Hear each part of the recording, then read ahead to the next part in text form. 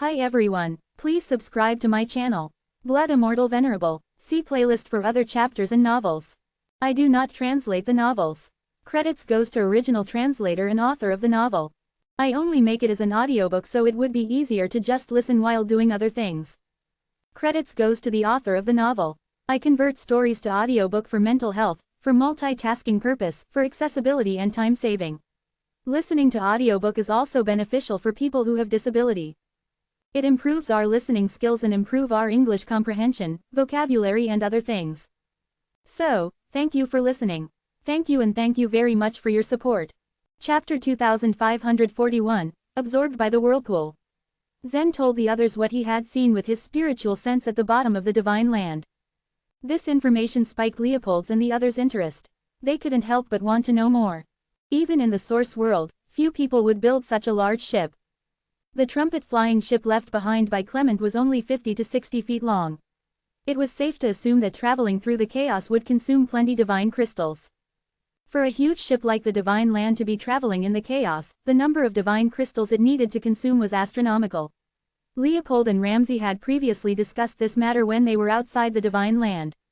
They had no idea what kind of method the Grand Chieftain used to drive the ship. Timotheus asked Ramsay and Leopold to stay behind and check the flying ship out, but the two were more interested in exploring the bottom of the divine land instead. Thus, the four of them decided to follow behind Zen. The Great Whirlpool's location was at the tail of the entire divine land. If one was standing above the time sea, then the whirlpool would be situated in the west. With Zen's current abilities, he naturally wouldn't have to dig through many layers of underground stones like he had done in the past. He gently waved his hand and built a space channel. As he performed this movement, he said to Emily and the others, "On the other side of this space channel is the lethal fire magma. Before entering, I'm afraid we have to be prepared." Emily and the others understood exactly what Zen meant. If they were to enter without taking absolute precaution, their bodies would be burnt to ashes in a split second by the lethal fire magma. In turn, Emily gently stretched out her own hands and surrounded herself with a colorful halo. On his behalf, Ramsay drew a piece of yellow rune paper from his pocket and stuck it onto his chest. It formed a golden circle of light. Now that the others had carefully prepared themselves in their own way, Zen was the first to enter the space channel, followed by Emily, Timotheus and the rest. The space channel made by Zen had greatly shortened the distance to the lethal fire magma. After taking only 4 or 5 steps, they felt a heat wave pouncing onto their faces and licking at their skin. They knew that they had already fallen into a sea of lethal fire magma. Sizz. Ramsay was falling into the lethal fire magma and the golden circle protecting him quickly began to erode. Simultaneously, the yellow rune paper stuck to his chest was quickly burned to nothing but dust. If the golden circle of light were to dissipate, then the lethal fire magma would envelope Ramsay at once, which would instantly burn his body to ashes. Right then, Emily gently waved her hand, and another colorful halo quickly enveloped Ramsay. Standing next to Ramsay, Leopold said with a laugh, "Ha ha. Ramsay, you even need a beauty to save you." Ramsay, on the other hand, didn't panic at all. He slowly pulled out another piece of yellow rune paper and muttered, "Clearly, I've underestimated the lethal fire magma's power. It can easily break my second-class body protection rune. But don't worry about me. I can protect myself with the first-class body protection rune instead." These other Shore Realm warriors needed to use certain means in order to resist the lethal fire magma, but Zen, on the other hand, wasn't a part of this group. Unlike the rest, he casually wandered in the magma lake as though it were clear water. He let the magma bubble and burn, however, it didn't seem to hurt at all. "The lethal fire magma is even boiling. How strange," said Emily, looking around the lake. All around them, the lethal fire magma hummed and gurgled like boiling water, and fist-sized bubbles constantly brushed and burst before them. "Where is this huge whirlpool that Zen has been talking about?"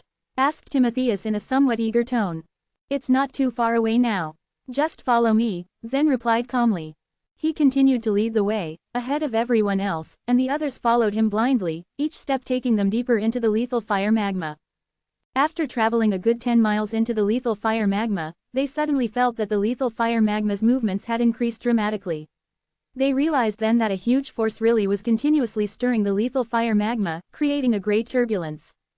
Despite the turbulence's power, it was still unable to shake everyone. They still shuttled forward in a straight line. As they continued toward their objective, the turbulent flow became more and more powerful. Even the other Shore Realm warriors needed to spend a certain amount of strength in order to resist it.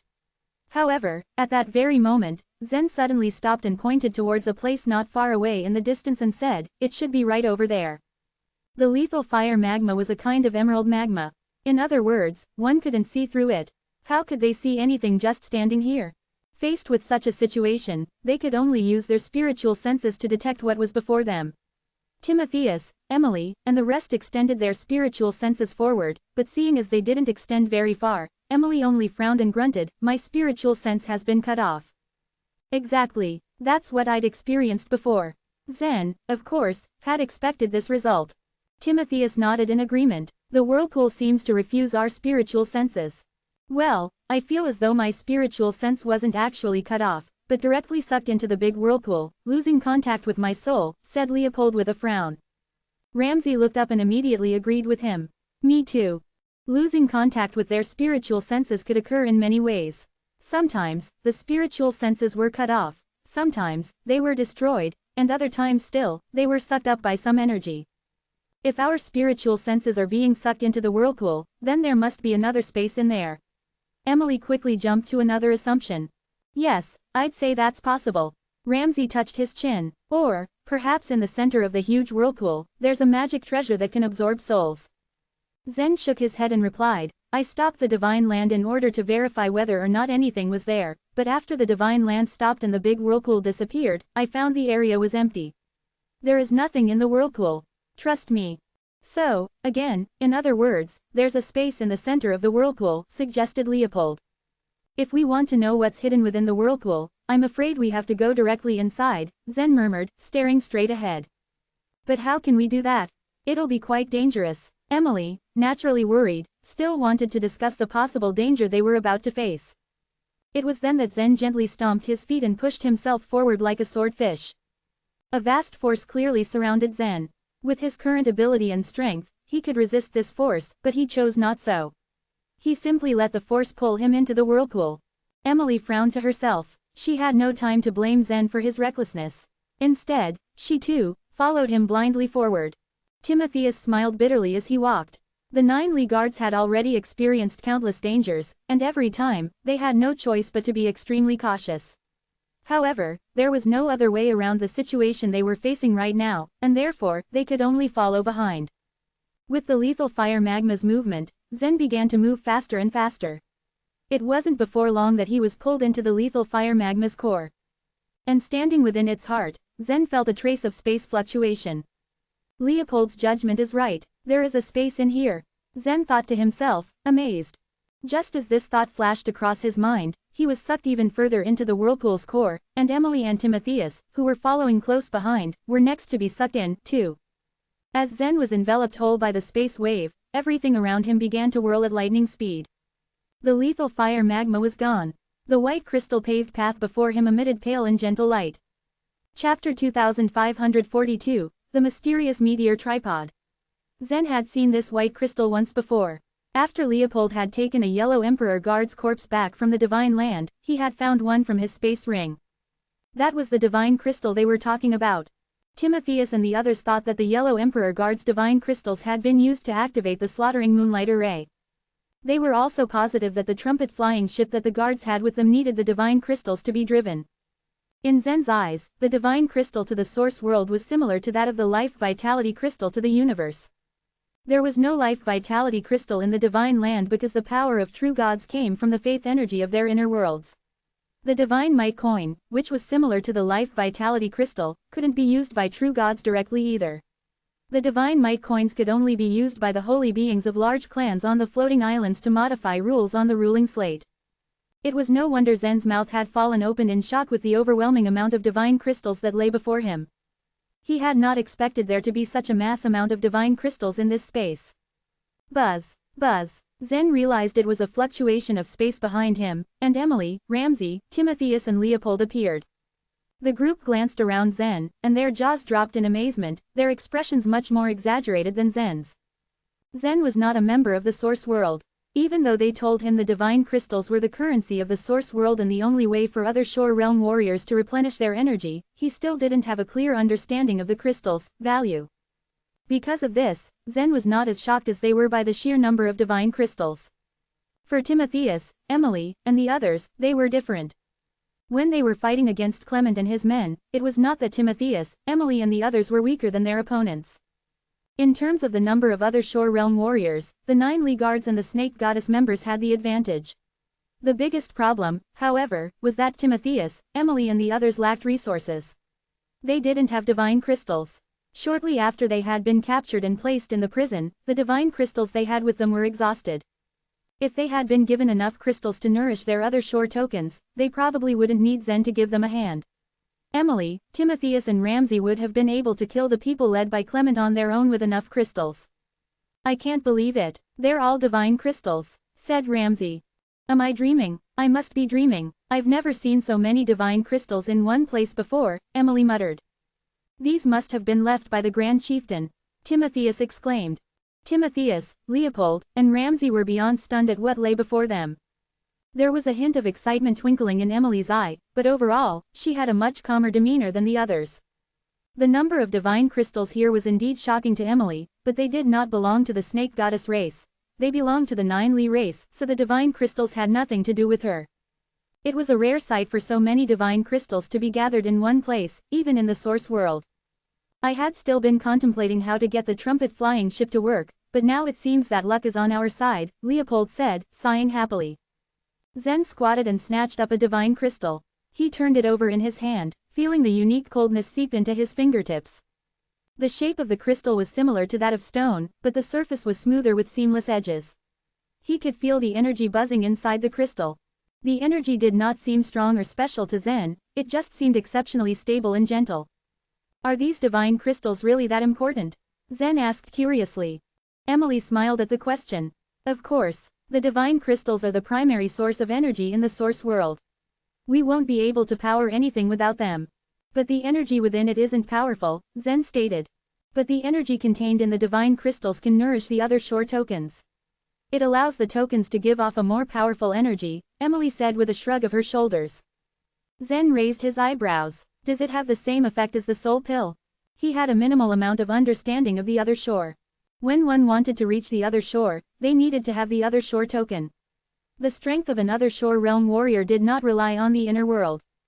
The power of a true god depended on the faith energy to be transformed into internal momentum by the godly tile. However, a powerful warrior at the other Shore realm improved the godly way to the extreme, and the power they pursued came from the other Shore token. It's different, said Emily, shaking her head. There are 2 major currencies in the source world, soul pills and divine crystals. Soul pills can be used on the Sea of Truth and the other Shore as well as to strengthen the soul power. Divine crystals can be used in the source world and used to nourish the other Shore tokens. Zen nodded his head in understanding. He thought for a moment longer before asking another question. Since the divine crystals are used to nourish the other Shore tokens, why does the trumpet flying ship need them to be driven as well?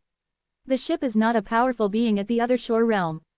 Is there another Shore token on the deck of the flying ship? Your speculation is correct, Emily replied with a slight smile. The ship was forged by special warriors at the other Shore realm.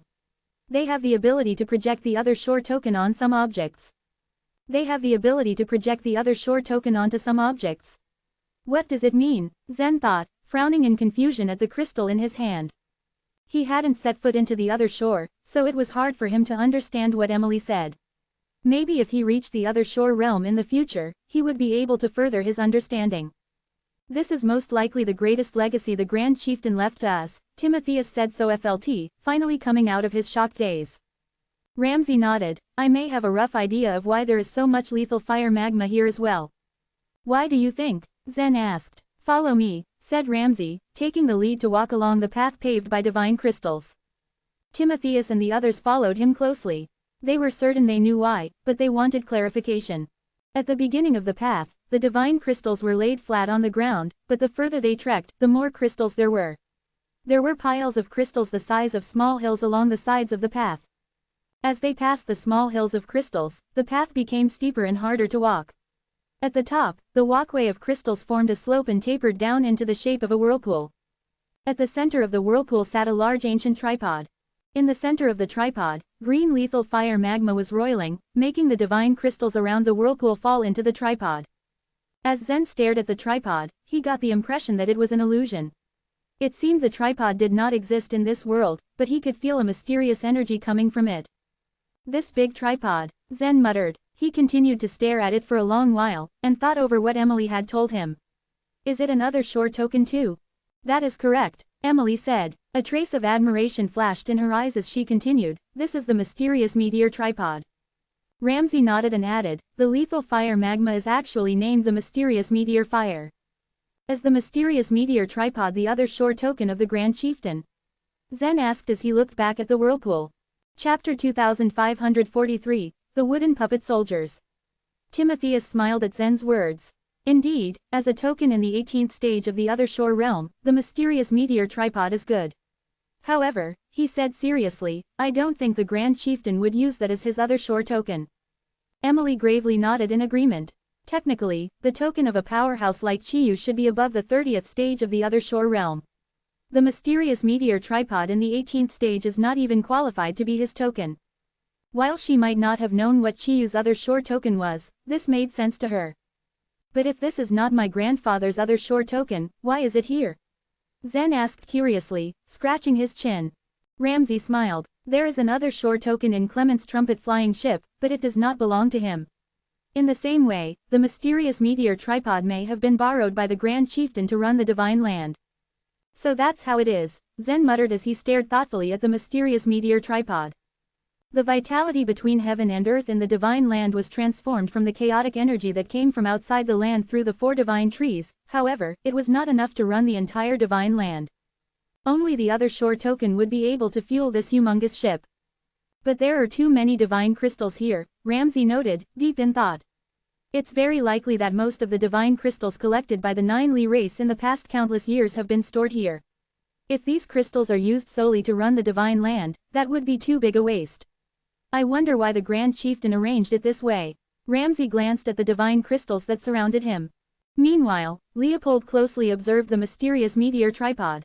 His eyes were scanning each nook and cranny when he noticed dark shadows reflecting on the piles of shiny divine crystals. These shadows felt familiar. Narrowing his eyes at the figures in the distance, he said, I don't know the Grand Chieftain's intention, but we are definitely in trouble now. Just as he finished speaking, the black shadows gained speed, making their way down the piles of divine crystals. Emily followed Leopold's gaze. What are those? The figures were only half a man tall, with metallic black bodies running on 4 legs. There were 2 fist-sized eyes on their triangular heads. On their torsos was a unique-looking rune. They are wooden puppet soldiers, Timotheus answered with a long face. And, these are the most powerful kind. How powerful are they? Emily asked nervously. We can take down a few of them, but we are definitely no match for so many, he replied. The wooden puppet soldier was a kind of war puppet that was unique to the 9 Li race. The weakest of the wooden puppet soldiers had strength comparable to that of true gods. To make things worse, one person from the 9 Li race could control thousands or even tens of thousands of them at one time. But the wooden puppet soldiers steadily closing in on Zen's group were the most powerful. They had another shore token embedded in their bodies, making them strong enough to compete with the masters at the other shore realm. Emily's face turned pale at what Timotheus said. There were 200 to 300 wooden puppet soldiers running towards them. Since these wooden puppet soldiers are so formidable, how come my grandfather didn't use them to protect the Divine Land? Zen asked confusedly as he tensely eyed the black shadows that were closing in on them. The reason is very simple. They can only move in a large array. The Grand Chieftain was unable to cover the whole Divine Land with the large array, so he only placed them here to guard this area. Since we broke in without permission, they're after us, explained Ramsay calmly. Quit analyzing. We need to get out of here, Timotheus shouted. These wooden puppet soldiers are hostile. If we are surrounded by them, we will perish here. He gestured at the others to get moving. Everyone began to retreat quickly along the path paved with divine crystals, but they were too late. The wooden puppet soldiers had reached them, catching up to Leopold, who had been covering their retreat. Buzz. The rune on the chest of the wooden puppet soldier that met Leopold rotated suddenly, flashing a white light ray at him. Phew. Leopold's expression changed. He instinctively jumped up, twisting his body to dodge the light ray. In doing so, other wooden puppet soldiers had caught up to him, their runes rotating menacingly. Swish, swish, swish, white light rays shot from the bodies of the wooden puppet soldiers. Seeing that the light rays were going to pierce through Leopold, Zen quickly moved in front of him. Phew, phew, phew. Zen didn't expect these light rays to be so powerful. He could sense that they were only slightly weaker than the slaughtering moonlight array. Let me stop them. You go catch up with the others. No matter how powerful these light rays were, they couldn't hurt Zen. He easily diverted the energy elsewhere. Leopold and the others were well aware of Zen's abilities. Without hesitation, he caught up to the others and they made their hasty escape. Thankfully, the wooden puppet soldiers were not intelligent. They had no concept of splitting up to follow both the group that was escaping and Zen, so they all rushed towards the latter. Buzz. The wooden puppet soldiers spread in a fan-shaped formation, the runes on their chests rotating to shoot light rays at Zen. If it were Emily or Timotheus, they wouldn't have stood a chance. Fortunately, Zen was skilled in diverting their forces. Even though this was so, Zen had to fall back under their unrelenting attacks. His expression grew more and more serious. The force of the combined attacks of so many wooden puppet soldiers was equivalent to that of 10 slaughtering moonlight arrays. Zen was able to transfer all these attacks to the surface of the mountain of holy beings, but even the mountain could not bear such forces. An image flashed through his mind, and it was revealed to him that the surface of the mountain of holy beings that was located under the ground was cracking under the forces of the light rays. A silver light burst forth from the cracks, indicating the mountain's gradual collapse. The mountain of holy beings was very important to the divine land. If it collapsed, who knew what consequences they'd have to face then? In his desperation, Zen decided to divert part of the forces to other remote regions in the divine land. Rumble. Suddenly, to the north of the divine land, light rays wreaked havoc on the remote regions. Under these incredible forces, mountain ranges were cut off one by one, and gullies that were as deep as 100,000 feet were evened out. They had directly splintered the layer of soft stones, and the lethal fire magma gushed out from the bottom of the gullies. Although these regions were considered remote, there were still a few divine citizens who lived there. As they watched this apocalyptic scene unfold before them, their faces turned deathly pale with fear. However, the weirdest thing was that the destructive forces didn't cause any damage to the villages where the divine citizens lived. Chapter 2544, The Moving Statue. Zen tried his best to avoid the villages when he transferred the forces. However, continuing on like this was not a solution. He could only hope that after Emily, Timotheus, and the others fled this place, he could quickly find a way to leave as well. Who would have thought that he would encounter such a strange thing in this space? Just as he retreated towards the exit, Emily and the others unexpectedly came back. Why did you come back? Zen asked in confusion. Emily shook her head. We couldn't find the exit. After they went back following the path they took when they came in, they found that the space crack had completely disappeared. Even though Emily used the truth of void destruction, it still could not open up a space channel that led to the outside world. Timotheus and Ramsey had also tried their best to find an exit, but they still could not find one. In the end, they had no choice but to turn back. This is going to be troublesome, Zen said with a bitter smile. I'm not afraid of the wooden puppet soldiers' attacks. But if I let them unleash their power, pandemonium will break loose in the entire divine land. Emily gazed at these wooden puppet soldiers and said, these puppets can't attack endlessly. Their bodies will eventually run out of energy, right? It would be true if we were in another place. This place, however, is practically covered in divine crystals, Ramsey said with a bitter smile. As soon as he finished speaking, one of the wooden puppet soldiers that attacked Zen at the very beginning suddenly stretched out one foot. With a light kick, it gouged out one of the divine crystals on the ground, picked it up, and then stuffed it into its chest. Then we should find a way to break these wooden puppet soldiers, said Emily. That's the only way, Zen nodded. Fortunately, these wooden puppet soldiers were not smart enough. They would only instinctively eliminate the enemies in front of them and then move on to the next target. As long as Zen acted as a bait and attracted their attacks, Emily and others could easily destroy them. Worried that Zen could not handle the wooden puppet soldiers on his own, Emily and the others separated into two groups and went around the wooden puppet soldiers from Zen's two sides, ready to attack them from the back. At this moment, Zen also drew out the soaring snake sword from his space ring. At this moment, however, the wooden puppet soldiers' red eyes suddenly dimmed and emitted white light. In the next second, they stopped attacking altogether.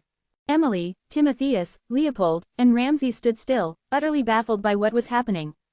What's going on? Emily looked at Zen in surprise. Zen, who also had a baffled look on his face, shook his head. Those hostile wooden puppet soldiers then began to turn back. The attack just now felt like it was just a fragment of their imagination. Confused, Zen put the soaring snake sword back into his space ring. Right at that moment, the wooden puppet soldiers' eyes turned red again, and they suddenly turned their heads in unison. Buzz, buzz, buzz. As the runes on their chests spun, many light cones began to form. Since Emily and the others were close to the wooden puppet soldiers, the soldiers naturally took them, these powerful warriors at the other shore realm, as their targets. Emily and the others turned as pale as death. Just as they were about to be smashed into pieces by the light cones, Zen suddenly had an epiphany. He shook his right hand lightly, once again drawing the soaring snake sword out of his space ring. As the red light in the eyes of the wooden puppet soldiers dissipated, their offense came into a stop as well. Phew, Emily heaved a long sigh of relief.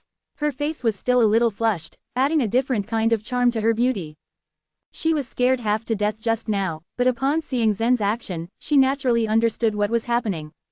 It seems the token used to enter this place is the Grand Chieftain's soaring snake sword, said Timotheus, who, after quite a long while, finally recovered from the fright that overwhelmed him. Zen looked at the soaring snake sword in his hand and smiled helplessly. I should have pulled out this sword from the very beginning had I known this. After the wooden puppet soldiers stopped their attacks, they returned to where they came from. Now that the group of warriors had averted the crisis, they became even more curious about the wooden puppet soldiers. The Grand Chieftain must have made such an arrangement for a reason.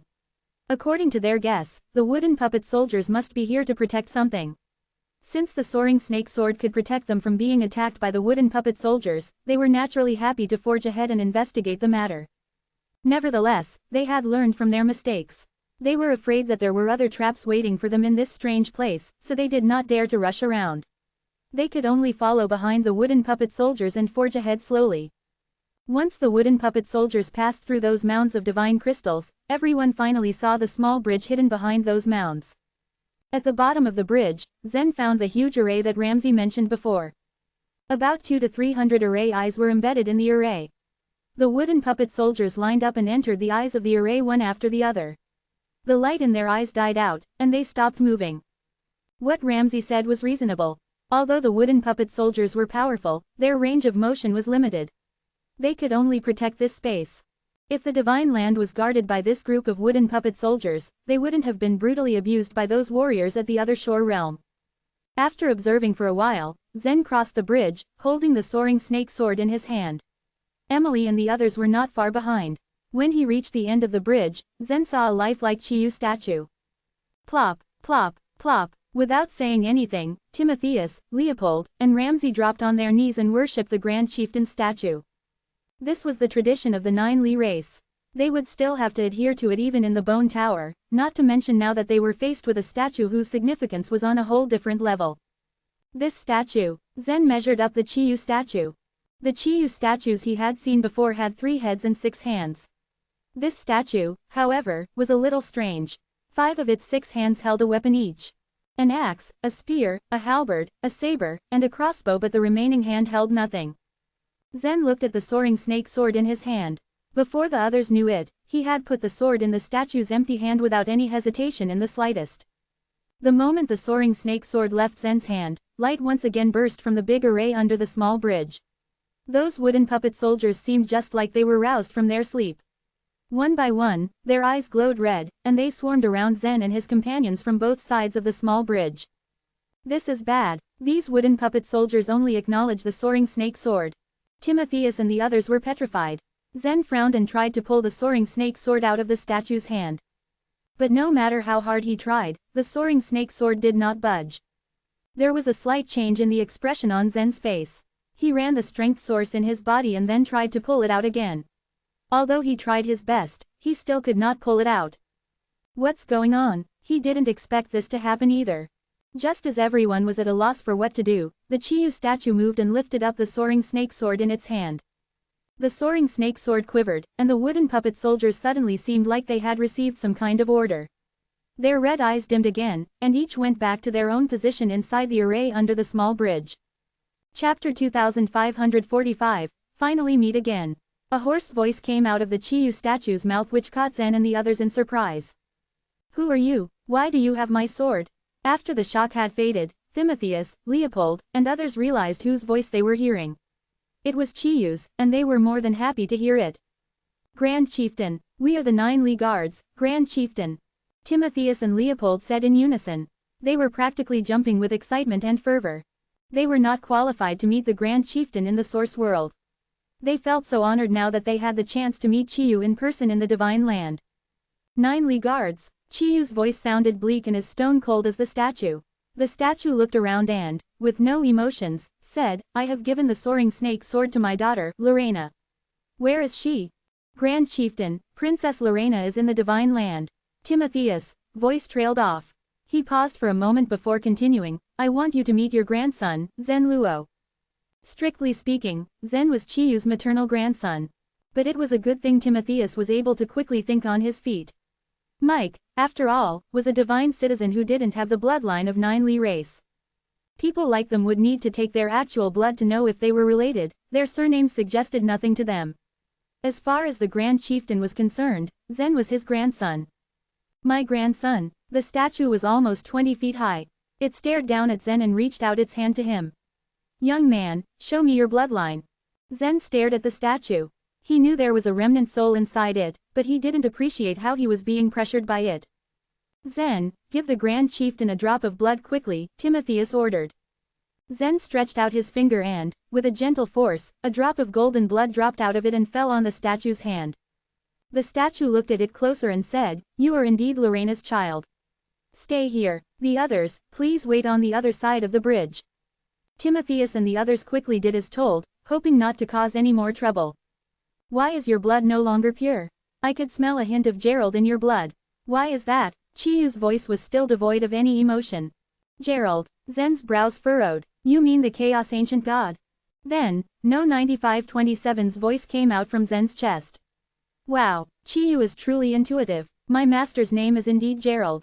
As number 9527 communicated with Zen, Chiyu pointed fiercely at Zen's chest. Under an invisible gravitational pull, a light green soul was pulled out. That was No 9527's soul. You are not Gerald himself, but a spiritual puppet created by HIML. Chiyu said in a cold voice. Suddenly, golden silk threads emerged from the statue's right hand. It quickly turned into a cage and trapped number 9527 inside it. Number 9527 seemed unfazed as it said, I, of course, can't represent my master. What are you doing inside my grandson's body? Chiyu's voice finally sounded less cold and more outraged. Chiyu didn't really care about Zen. He was more suspicious of No. 9527. Zen had the capability to enter the place with the soaring snake sword, which meant he was Lorena's son, but the strange scent of his blood suggested something more. The reason is very simple. Zen was chosen by my master, number 9527 reasoned. What does Gerald want to do with my grandson? Chiyu asked again. My master wants him to be the finale hero, number 9527 replied. Gerald wants Zen to be the finale hero. Chiyu couldn't keep his nonchalance any longer. He was obviously stunned. He did not expect such an answer. I wonder why too. My master cherishes his bloodline so much. Why would he give his blood to a 9 Lee member? Do you think your bloodline is nobler than my master's? Number 9527 asked back. Number 9527 seemed to not care of Chiyu's status. Its master, the Chaos Ancient God, was of much greater status. Why did Gerald choose him? Chiyu stared at Zen in shock. Why are you asking me? He was born and cultivated in the world created by you. My master obviously chose him because he is most suitable, number 9527 stated matter-of-factly. Now that my master chose Zen, he will help you. So why don't you cooperate with him? Chiyu kept silent. He knew what number 9527 meant. Your name is Zen Luo? Chiyu asked. Yes, replied Zen. I want to see your mother, said Chiyu. But I am unable to go out of this space, Zen reminded him. Otherwise, it would have been easy for him to fetch Lorena. Chiyu just calmly pointed towards a direction where a space crack broke open. Through it, green flow of magma was surging out. Zen didn't waste time. He moved swiftly towards the crack using the grand teleportation. In the blink of an eye, a spatial passageway spread out from the depth of the ground to a palace on a floating island. At that point, Lorena and Mike had already traveled to plenty of places, rarely dropping by the floating island. The couple was thoroughly enjoying their travels that their relationship flourished a lot. Zen's presence in the palace confused them. What happened? Lorena asked. Someone wants to see you, mother, Zen responded. He couldn't care less about his grandfather, but he knew that, as Chiyu's daughter, Lorena had more respect in her. Who is it? Lorena inquired. He offered his hand in an invitation. Come with me, he asked curtly. And then, looking at Mike, he added, you too. He wasn't sure if that was the correct decision. He didn't know if Chiyu would be happy to see Mike. Finally, the couple drilled into the space tunnel built by Zen. In a short moment, they were standing in front of Chiyu. Zen, why can't you just tell me who it is? Lorena was beginning to feel impatient. Then, at the sight of Chiyu, tears fell from her eyes. Chiyu's indifference returned. What happened in the Divine Land? He asked coldly. Why is your body gone? The blood body which Lorena was currently using was perhaps precious in the Divine Land, but it was never valued by Chiyu.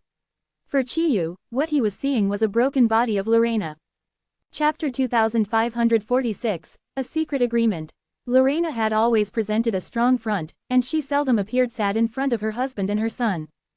However, in front of her father, all of her grievances over the years came rushing to the surface. She sobbingly related to Chiyu what had happened in the Divine Land, from the Divine Land setting out to the fact that Zen inherited the original will. When she had finished narrating the story, a hint of grief colored Chiyu's usually indifferent voice. Back then, I released the Divine Land to fly without anyone's knowledge. I didn't think that it would bring you such suffering. Lorena shook her head. Father, it is not your fault, but why didn't you use your soul fragment to control the Divine Land? If you had done so, it would have given our 9Li race an advantage. This question had been bothering Lorena, and even Mike was puzzled when she told him about it. It would not have been difficult for Chiyu to split his soul. Besides, he could train a soul fragment to guard the Divine Land so that the ordinary masters at the other shore realm could not attack it. Chiyu gave a faint smile. That's because they have the means to track down all of my soul fragments. Therefore, if I placed my soul fragment in the Divine Land, then I would have exposed its location. In that case, I'm afraid that the Divine Land couldn't have remained hidden up to this point. But father, are you perhaps, right now? A certain suspicion filled Lorena. Chiyu shook his head. No, I am not a soul remnant. This presence is a trace of my will created through a special method. I can only last for a short time, so I'll disappear soon. That's why I was so eager to see you. Is this our last chance to meet? The thought made Lorena even sadder. For a powerful being like Chiyu, a strand of soul remnant meant a chance for resurrection. Lorena did not expect that her father was not even a soul remnant right now. Perhaps, perhaps not, Chiyu replied sagely and shook his head again. At his ambiguous answer, Lorena was filled with determination. What should we do, then? I will never give up as long as there's hope, no matter how small it is. Chiyu went silent again. That glimmer of hope was too slim. Even if he was revived, it would be difficult for him to change the fate of the 9Li race. After that long, pregnant pause, Chiyu said, Lorena, I hope that you can hide among the chaos and survive in the Divine Land. Lorena frowned and stared at her father, saying, but. Chiyu stilled her words. The source world is no longer suitable for the 9Li race. I released this ship to fly in order to provide a means of escape for our race. Now that I have known how you survived, I'm content. Evidently, Chiyu didn't want Lorena to lead the 9Li race back to the source world. It did occur to Lorena to lead her race back to the source world. She wanted to return the Divine Land back to the days when the sacred race flourished and the 9Li people scattered all throughout the Divine Land. She also hoped that there would be more masters at the other shore realm in the Divine Land. Standing on the top of the world, Chiyu had witnessed something more profound. He clearly saw that the Divine Land could not save the 9Li race. However, Lorena firmly shook her head and said, Father, I can promise you anything else, but I cannot stand by and watch the 9Li race always hide like hunted animals in the Divine Land. Ha ha. For the first time, Chiyu burst into laughter. He then said, I've given you that glimmer of hope the night before I released the Divine Land to fly. Neither you nor anyone of the 9Li race can go back to the source world. Do you mean Zen and Yan, father? Lorena immediately asked, eyes flashing. Chiyu had not met Yan, but he knew that she was another 6-pattern blood-storing seed. He nodded and said, yes, I want them to go to the source world. One of them should go to the Pear Hill, and the other should go back to. I'm going with them, Lorena stubbornly interrupted her father. Chiyu shook his head in disagreement and said, you should stay in the Divine Land. But why? Lorena almost mutinously asked. There are things that you can't do, and that even I can't decide. So you must listen to me. While speaking, Chiyu glanced at Mike. Even as a holy being, Mike felt unusually nervous, as it was his first time to meet his father-in-law. Chiyu turned to him. I want you to be kind to my daughter. Then, he addressed the rest. All of you, leave the bridge. I have something to tell Zen. I promise I will take good care of Lorena, Mike replied and bowed to Chiyu. Lorena was reluctant to leave, but she was ushered away by Mike. At this time, Chiyu lifted his right hand again, and the golden cage that had been imprisoning number 9527 disappeared. He stared at number 9527 and said, if Gerald really wants Zen to be the finale hero, then we do share the same goals in some ways. That's what I thought from the very beginning, number 9527 replied calmly. How much can Gerald help Zen? Asked Chiyu. After thinking for a while, number 9527 replied, Master has fallen into a deep sleep. What I can give Zen now is only a part of his blood, as well as the Thurji to use the blood. That's not enough, argued Chiyu. It's useless for you to bargain with me, number 9527 adamantly replied. Master did not give me permission to offer anything. Besides, Zen is now only a true god who hasn't entered the other shore realm yet, so let us just hope that nothing untoward happens before that. Zen, who was standing a little to the side, felt like an idiot while listening to their conversation. He didn't expect Chiyu and number 9527 to bargain in front of him, and that Chiyu was obviously trying to use him to benefit from Gerald. In the end, Chiyu gently waved his hand and started to converse with number 9527 alone, not letting Zen overhear any of it. Less than 3 minutes later, Chiyu shot a meaningful look at Zen and suddenly let out a sigh. This sigh reverberated in the air. In an instant, the entire Chiyu statue and the weapons held in his 5 hands eroded, disintegrated into sand, and collapsed. Only the soaring snake sword remained. As expected, Chiyu's will disappeared completely. Just like he told his daughter, his apparition was not a sole remnant, so it only lasted for a short time. This was his final arrangement. After the statue collapsed, the soaring snake sword had no owner once again, and the wooden puppet soldiers under the small bridge were reactivated. Zen's reaction was instantaneous. He snapped up the soaring snake sword in his hand to avoid the wooden puppet soldiers. Riot. Buzz. Number 9527 swung a green track through the air and entered Zen's chest. What did my grandfather tell you? Zen demanded. He was dying of curiosity to find out about the agreement between Chiyu and number 9527. Unexpectedly, number 9527 just grinned and refused to say a word to Zen. Anyway, your fate is in my hands. From now on, you need to listen to my orders. Zen rolled his eyes and retreated from the bridge. At this point, Lorena was leaning against Mike's shoulder, her eyes red with grief. When she saw Chiyu's statue crumble, she knew that her father had finally left. Even so, she was content to see him for the last time. Chapter 2547, Fuxie's Yells. The 9 Li guards returned to the floating island with a profound change in attitude. Zen had learned in the Sea of Truth about the defeat of the 9 Li race and Chiyu's death. However, the 9 Li guards had still had faith in their Grand Chieftain's ability to save them and restore their honor. Now that Chiyu's own message had corroborated the news, the case was closed. Timotheus, Ramsey and other 9 Li guards had been eager to go back to the source world to find the rest of the 9 Li race. This goal in mind, they had all been dedicating their time to studying the trumpet-flying ship. Now, however, they saw no point in continuing their endeavor. If Chiyu and most of his people were dead, what was the point of traveling to the source world? Lorena knew she had been lucky to have had a chance to see her father one last time before he died. She had no regrets, but she grieved nonetheless, for her father and for the 9 Li race. Mike tried to offer his support to Lorena, but it did not seem genuine to her and thus offered little solace. Mike was not, after all, related to the 9 Li race in any way. All he could do was tell Lorena to talk to Rosie.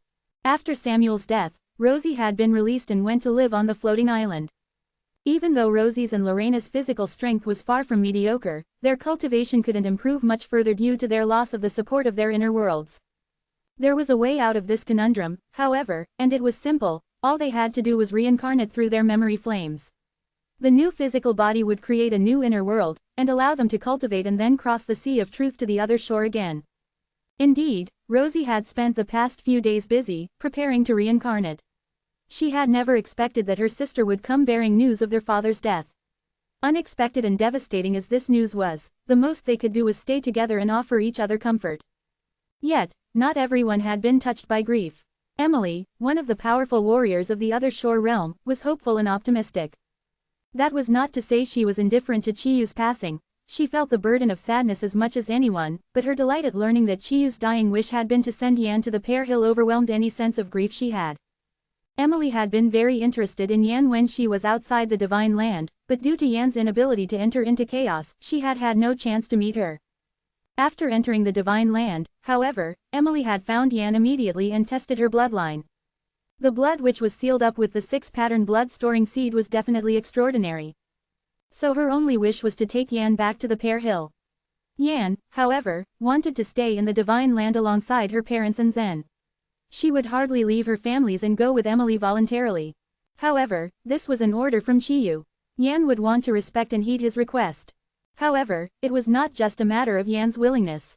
Whether or not she would go depended on Zen's plans as well as Lorena's and Mike's decision. At the bottom of the chaos, when the prison was opened, nearly all the powerful warriors of the other shore realm left. Only a few among the wild gods wished to remain, and continued to expand the influence of their races. At a corner of a bone tower, a man in black looked up at the sky. Sand-colored masses floated above him, like clouds of condensed mist.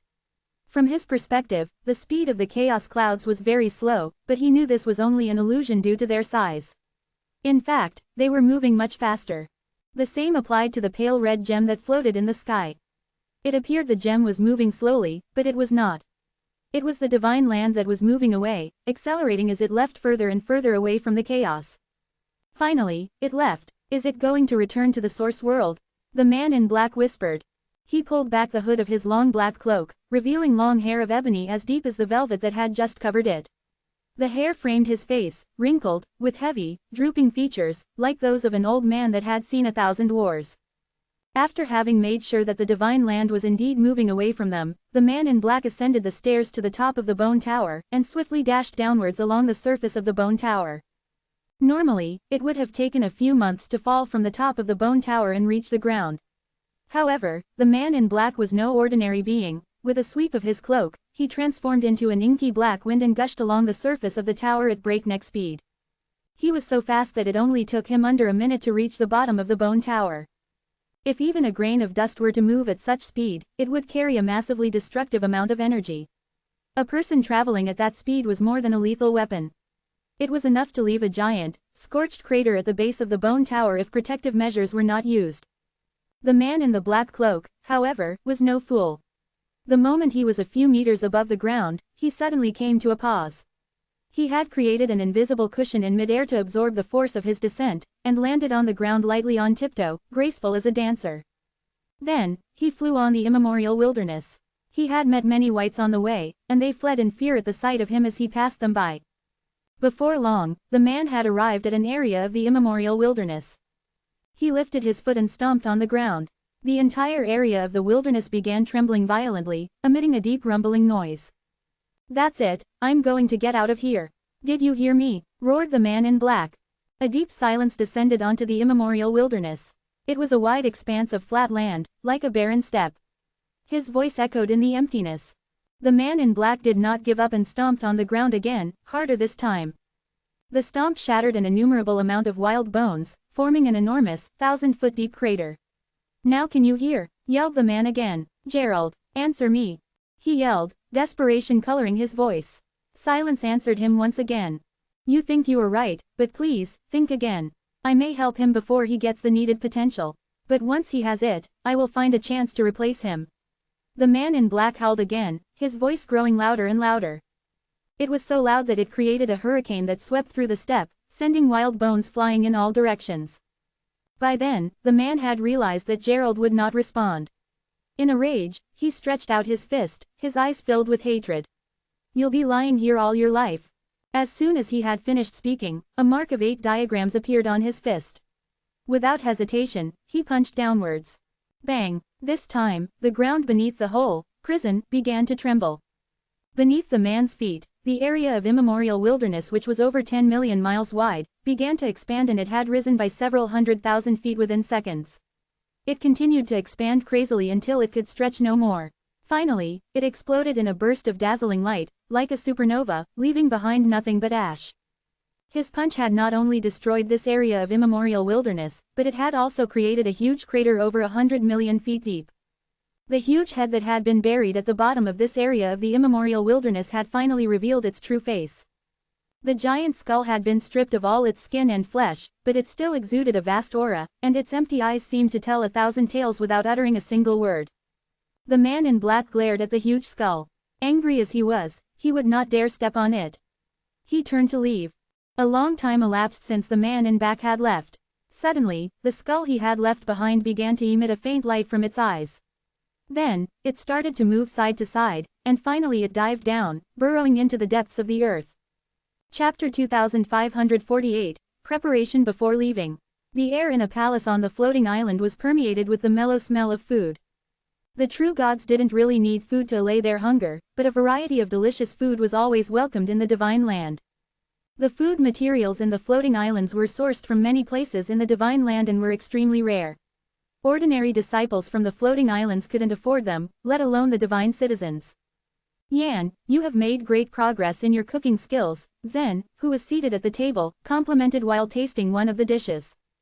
The corners of Yan's mouth raised slightly, revealing a faint sense of pride, but she still said modestly, "You'd better thank Margaret. It's her who has taught me how to cook these." Yan had been separated from Zen at a young age. She just spent a little time with Mike and did not have a chance to see her mother before. Now that they were reunited, she naturally cherished these moments. She had started cooking recently and was loving it. Although there were many talented chefs in the floating island, Margaret had personally taught Yan how to cook. "Yan, you are being modest.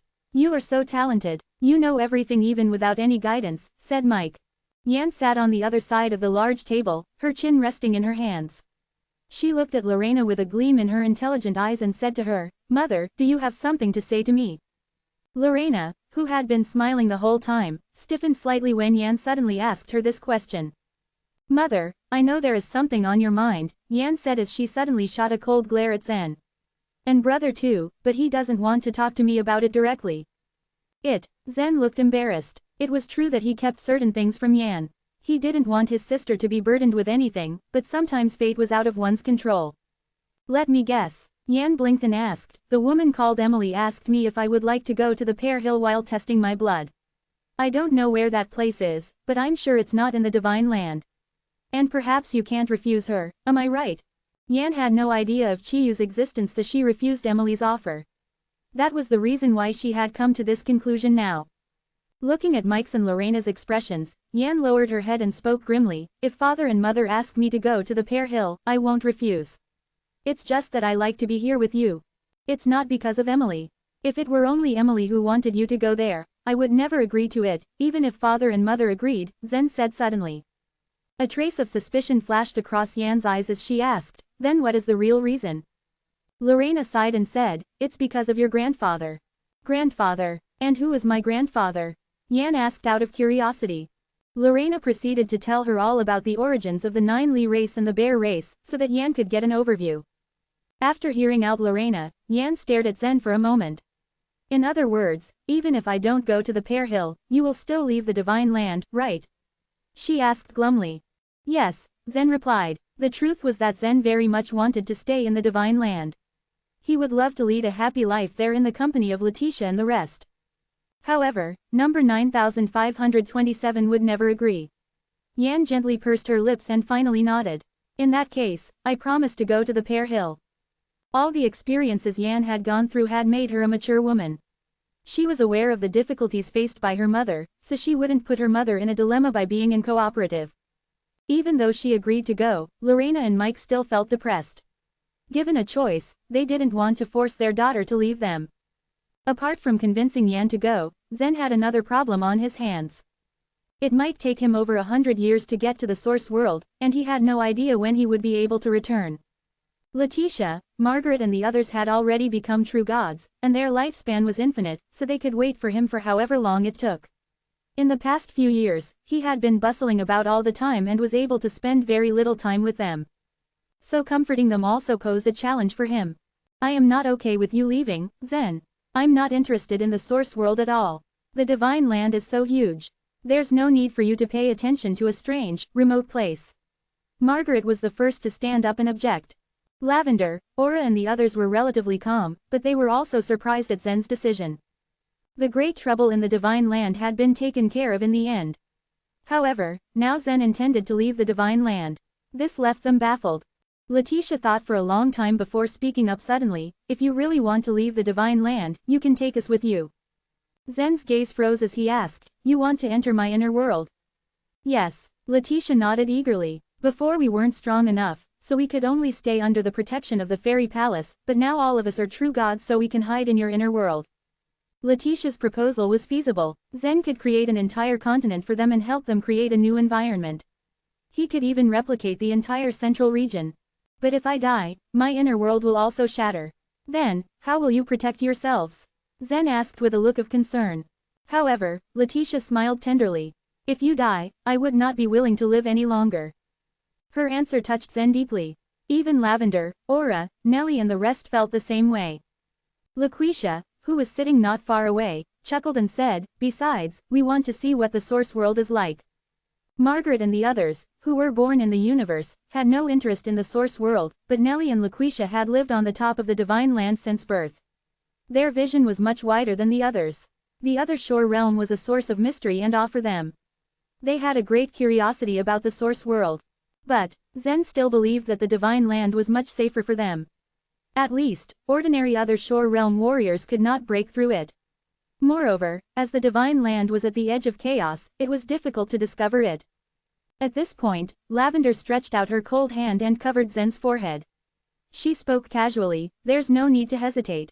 This decision is not up to you, it is ours alone." Okay, Zen finally made the decision. Half a month later, he returned to the whirlpool and began collecting the divine crystals. According to Ramsey's estimation, after the speed of the Divine Land increased, the speed of the consumption of the divine crystals would be very slow. Zen wasn't very clear about the value of these divine crystals, but they could be used in the source world. However, Zen only took away half of the divine crystals for any emergency, and left the sun-resisting umbrella to Mike. Even though Harper had died, the reincarnation soul weapon could still locate his memory flame. If he could recover his cultivation base after he was revived, he would regain control of the direction of the entire Divine Land. A month later, Timotheus, Emily and the others stood in front of the trumpet-flying ship. Chapter 2549, Traveling Through the Chaos. The tracking array in the trumpet-flying ship has been destroyed. As long as you place divine crystals in it, you can drive it freely, said Ramsey as he jumped out of the flying ship. Zen glanced at the flying ship and turned to look at Lorena and Mike, who were standing some distance away. Lorena's eyelids trembled as she rushed up and held Zen in her arms, her face full of reluctance. "No matter what happens, you must come back alive. This is my only request for you," whispered Lorena. Although she had been with Zen for a short period of time, he was her son, after all. Moreover, she had a very clear idea of what awaited Zen if he went to the source world. It was impossible for her not to be worried about him. On the other hand, she believed her father and his arrangement for her son. She was certain that Chiyu would never send Zen on a suicide mission. Zen gently held Lorena in his arms and looked up into his father's eyes. Mike nodded to him in response, his eyes saying what his lips were not. At the moment of parting, the father and the son needed no more communication with each other. Lorena then said goodbye to Yan and gave her words of consolation and advice. Emily led the other members of the snake goddess race and boarded the trumpet-flying ship. Leopold was the only one among the 9 Lee guards who decided to join the trip. Chiyu hadn't given any further instructions to the 9 Lee guards, he only told them to escort Yan to the Pear Hill. This task could be accomplished by Emily, who hailed from the Pear Hill. As for Zen's mission, number 9527 was not very forthcoming regarding the details. Therefore, most of the 9 Lee guards, including Timotheus, elected to stay in the Divine Land. As far as the 9 Lee guards were concerned, the Divine Land was the last pure land for the 9 Lee race, and they were more willing to stay with their princess and protect her. After Zen boarded the ship, Leopold went to the stern of the trumpet-flying ship. There was a jade plate embedded in the ground at the stern. As Leopold reached out and pressed the jade plate gently, it slowly floated from its position and levitated in the air. Then, he took out a divine crystal and placed it on the floating jade plate. This jade plate, which was snatched from Godfrey, was a powerful object. It could be used to drive the trumpet-flying ship and also served as the array plate for the slaughtering moonlight array. These days, Ramsay had spent much time on the jade plate and learned how to utilize the slaughtering moonlight array. Then, he passed on this method to Leopold. Although the chaos was uninhabited, they had predicted some unanticipated troubles. With the help of the slaughtering moonlight array, they would have certain assurance to be able to handle potential enemies. Under Leopold's control, the whole trumpet flying ship slowly lifted from the ground. The ship accelerated through the air, and the floating islands below grew progressively smaller in their sight. Only a few people knew of Zen's departure from the Divine Land. The Divine Land needed absolute peace after experiencing the unimaginable chaos caused by Samuel and the Yellow Emperor guards. To this end, Zen had completely revised the laws on the ruling slate. Moreover, Timotheus, Ramsay, and the remaining other Shore Realm masters were tasked to guard the area. None of the clans would dare to mess things around. Soon, the trumpet-flying ship reached the top of the Divine Land. As Zen controlled it with his mind, the space barrier enveloping the Divine Land disappeared. Leopold fiddled with the jade plate with both hands. Traces of the space law power were scattered on the surface of the entire flying ship. In the next moment, the ship entered a space channel and began to travel through the chaos. Whether in the chaos or in the Divine Land, the scenery inside the space channel was all the same. As the flying ship advanced smoothly, everyone soon calmed down from their parting emotions. "Zen, did Chiyu not tell you where you should go?" Emily asked, eyes blinking with confusion. Zen only shrugged. That question was particularly difficult to answer. He knew that Chiyu must have discussed his next move with number 9527, but that was related to the secrets between the Chaos Ancient God and his grandfather. Zen did not know what deal they had made. Even if he did know, it was improper for him to disclose such a significant matter to Emily. "The Pear Hill is a good choice for you," Emily advised earnestly. "Although you're not a member of the snake goddess race, the Pear Hill doesn't exclude members of other races. If you come with us, I'll help you get all the resources that you need." Zen smiled gently and replied, "If I wanted a stable and peaceful life, staying in the Divine Land would probably have been the best choice for me." Emily's lips slightly twitched at their corners when she heard this statement. Originally, her intent was to warn Zen that the Source World was not as simple as the Divine Land. However, the thought of Zen's purpose of going to the Source World occurred to her, and she fell silent. As a descendant of the Nine Li race, which used to be a large, well-known race in the Source World, could Zen reconcile himself to the fact that their race had been completely decimated by Yellow Thirk? In Emily's eyes, it was nearly impossible for the Nine Li race to regain their former glory because even Chiyu had been killed. She thought that Zen would fail to make any waves upon his arrival in the Source World. However, Emily was an outsider. After all, she could not meddle in this internal affair of the Nine Li race, and could only voice out her suggestions. Yan stood to their side, listening to their conversation quietly. She and Emily shared the same thought. How good it would have been if her brother would go to the Pear Hill together with them. They could take care of each other that way. However, she found herself biting back her worries when she heard her brother's answer. The journey in the chaos was extremely boring.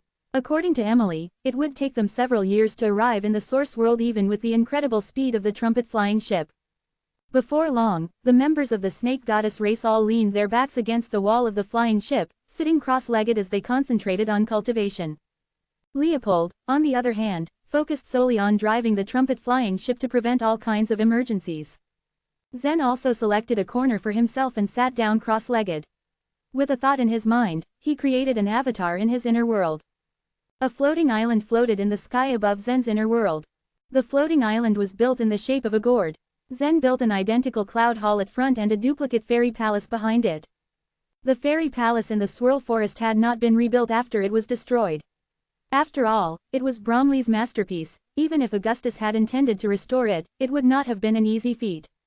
However, even with the fairy palace gone, Saul had been taken away beforehand by Zen. At present, he was staying in the duplicate fairy palace with Letitia and the others. The moment Zen appeared in his inner world, he raised his eyebrows, and his figure suddenly vanished. In the next moment, he manifested in front of the floating island. Meanwhile, Laquisha and Nellie stood at the door of the cloud hall, surprise evident in their eyes as they beheld a middle-aged man not far away from them. After the floating island was built, it was soon discovered by the creatures in the inner world. Some warriors with high levels of cultivation flew to a certain height and observed the floating island built by their creator some time ago, but none of them dared to approach it. However, this middle-aged man was different. He had directly set foot on the floating island and knelt down in front of the main entrance of the cloud hall on one knee. Curious, Nelly approached the man and asked him why he knelt here. However, the middle-aged man refused to answer, only telling her that he was waiting for someone. As for who he was waiting for, the middle-aged man would not answer her anyway. When Zen's avatar appeared, Laquisha greeted him excitedly and said, "Zen, you've finally come. This man has been kneeling here, waiting for you for months." Chapter 2550, A Terrifying Talent. Kneeling down at the door of the Cloud Hall, it was no other than the evil god. Zen nodded slightly to Laquisha. Beaming an awkward smile, his face couldn't hide a faint embarrassment. Zen's expression caught both Laquisha and Nelly by surprise. Raising her head, the evil god grew excited at the sight of Zen. "I have never begged anyone in my life except for you. Please keep your promise," he told Zen. In fact, Zen indeed promised the evil god he would be released from the inner world. However, he had been quite busy ever since he entered the divine land. Not having had the time to stop even for a while, he had no time to fulfill his promise. Seeing the evil god on his knee made Zen feel guilty. Without thinking twice, Zen approached him, clasping the evil god's shoulders to help him up. However, the evil god remained unmoved, with no intention to stand up. "I'm not going anywhere until you keep your promise. As I mentioned before, you already have my word, but now is not a good time," Zen explained helplessly. "You can fulfill it at any time," the evil god insisted, hoping Zen would agree to his demand. Even as a child, he had always been very ambitious. He had always seen difficulties as challenges he could solve with his own talent and perseverance. However, leaving this world was something he couldn't overcome. Hearing Zen's words, he thought Zen was just giving him another excuse to prolong his time spent there. Laughing, Zen replied, "I am currently in the chaos. With your current cultivation base, you will definitely die if you come with me." In reality though, Emily had means to allow the true gods to come safely to the chaos. There was a time when they were outside the divine land, and Roche and Sword Chen could move freely, thanks to Emily's protection. But releasing the evil god now would be meaningless. He could only move on the flying ship, and Zen couldn't throw him into the space channel to drift. Watching Zen's expression, the evil god realized that he was telling the truth. Disappointment started to cloud his eyes. Seeing that, Zen continued, "I'm going to a bigger world. I'll set you free when I get there." Expressionless, the evil god stared at Zen. After all, Zen had fooled him several times in the past. He had already dominated the entire world when he was young. At the same time, he helped Zen maintain the development of the world. Now his progeny had extended to many generations, but he was still stuck in this world. "Can you promise me really?" the evil god asked, a glimmer of slyness flashing in his eyes. He was so clever to already guess the identities of Nelly and Laquisha. He thought that if he could get Zen to make a promise in front of his wives, he would need to keep his words. "Okay, I will set you free as soon as I arrive in that grander world," Zen agreed, nodding his head. "If you don't keep your promise, I will kneel here again," the evil god threatened. He had no idea why Zen had moved his family to the floating island, but he was willing to see this. At least it meant that he had the chance to find Zen here. Zen nodded helplessly, his eyes fixed on the evil god. All of a sudden, he uttered in a surprised tone, "Gee, how many godly ways have you cultivated?" After absorbing the 3,000 godly ways with the infinity ruler, Zen had completed 3,000 godly ways within his godly tile, which the evil god could cultivate. To a certain extent, the beginning of the martial artists in this world was the same as that in the divine land. However, Zen's inner world couldn't compare with the divine land created by Chiyu. After all, the people in the divine land could easily reach the Soul Sea realm when they were born. How many godly ways? Let me see. There are only 3,000 godly ways in this world. Of course, I've cultivated all 3,000 godly ways, the evil god replied confidently, looking at Zen with a strange expression. 3,000 godly ways. His answer shocked both Laquisha and Nelly. Laquisha was a consummate true god, while Nelly was a powerful martial artist too. Coming from big clans, they both knew how awesome it was to cultivate several godly ways at the same time. Even more, if it would be all 3,000 godly ways. Even the holy emperors and the demi-holy beings of the Mu clan and the Han clan couldn't make it. So how could he? His words also left Zen dumbfounded. After all, he was only able to contain these 3,000 godly ways by taking advantage of the infinity ruler. Although he might be able to achieve with constant practice and with his own talent, he knew it would take him a long period of time. Although the time flow rate in Zen's inner world was very fast, the time for the evil god to cultivate all 3,000 godly ways didn't exceed 10 years. The evil god had managed to comprehend all 3,000 godly ways these past 10 years depending on his own talent. With such a great talent, even Zen felt terrified. But the evil god didn't realize how terrifying his talent was. He was made to believe that no one could compete with him in this world. His fame never dimmed since then. So what he wanted was to go and explore the greater world outside. Only in the outside world could he find someone that was on par with him. Regardless if it was in the divine land or even in the source world, only a few genuine true gods could cultivate so many godly ways. But that was something the evil god didn't know about. Zen was sure that there was no such talent in the divine land. However, he wasn't sure if the source world had such talent to achieve it in such a short period of time. However, since this world suppresses my power, I am not able to reach consummation of my 3,000 godly ways. I can't cultivate the consummate level thurges. The evil god's face showed great disappointment. When Zen became a consummate true god, the evil god became a mid-rank true god, and as Zen stepped into the sea of truth, the evil god immediately became a top-rank true god. The evil god could become a consummate true god only after Zen broke through to the other shore realm. This was a limitation of the grand world cultivation method that he could not violate. After all, the appearance of a consummate true god in Zen's inner world might threaten the safety of his inner world. Therefore, the strongest creature in the inner world were 2 levels lower than the one who created the world.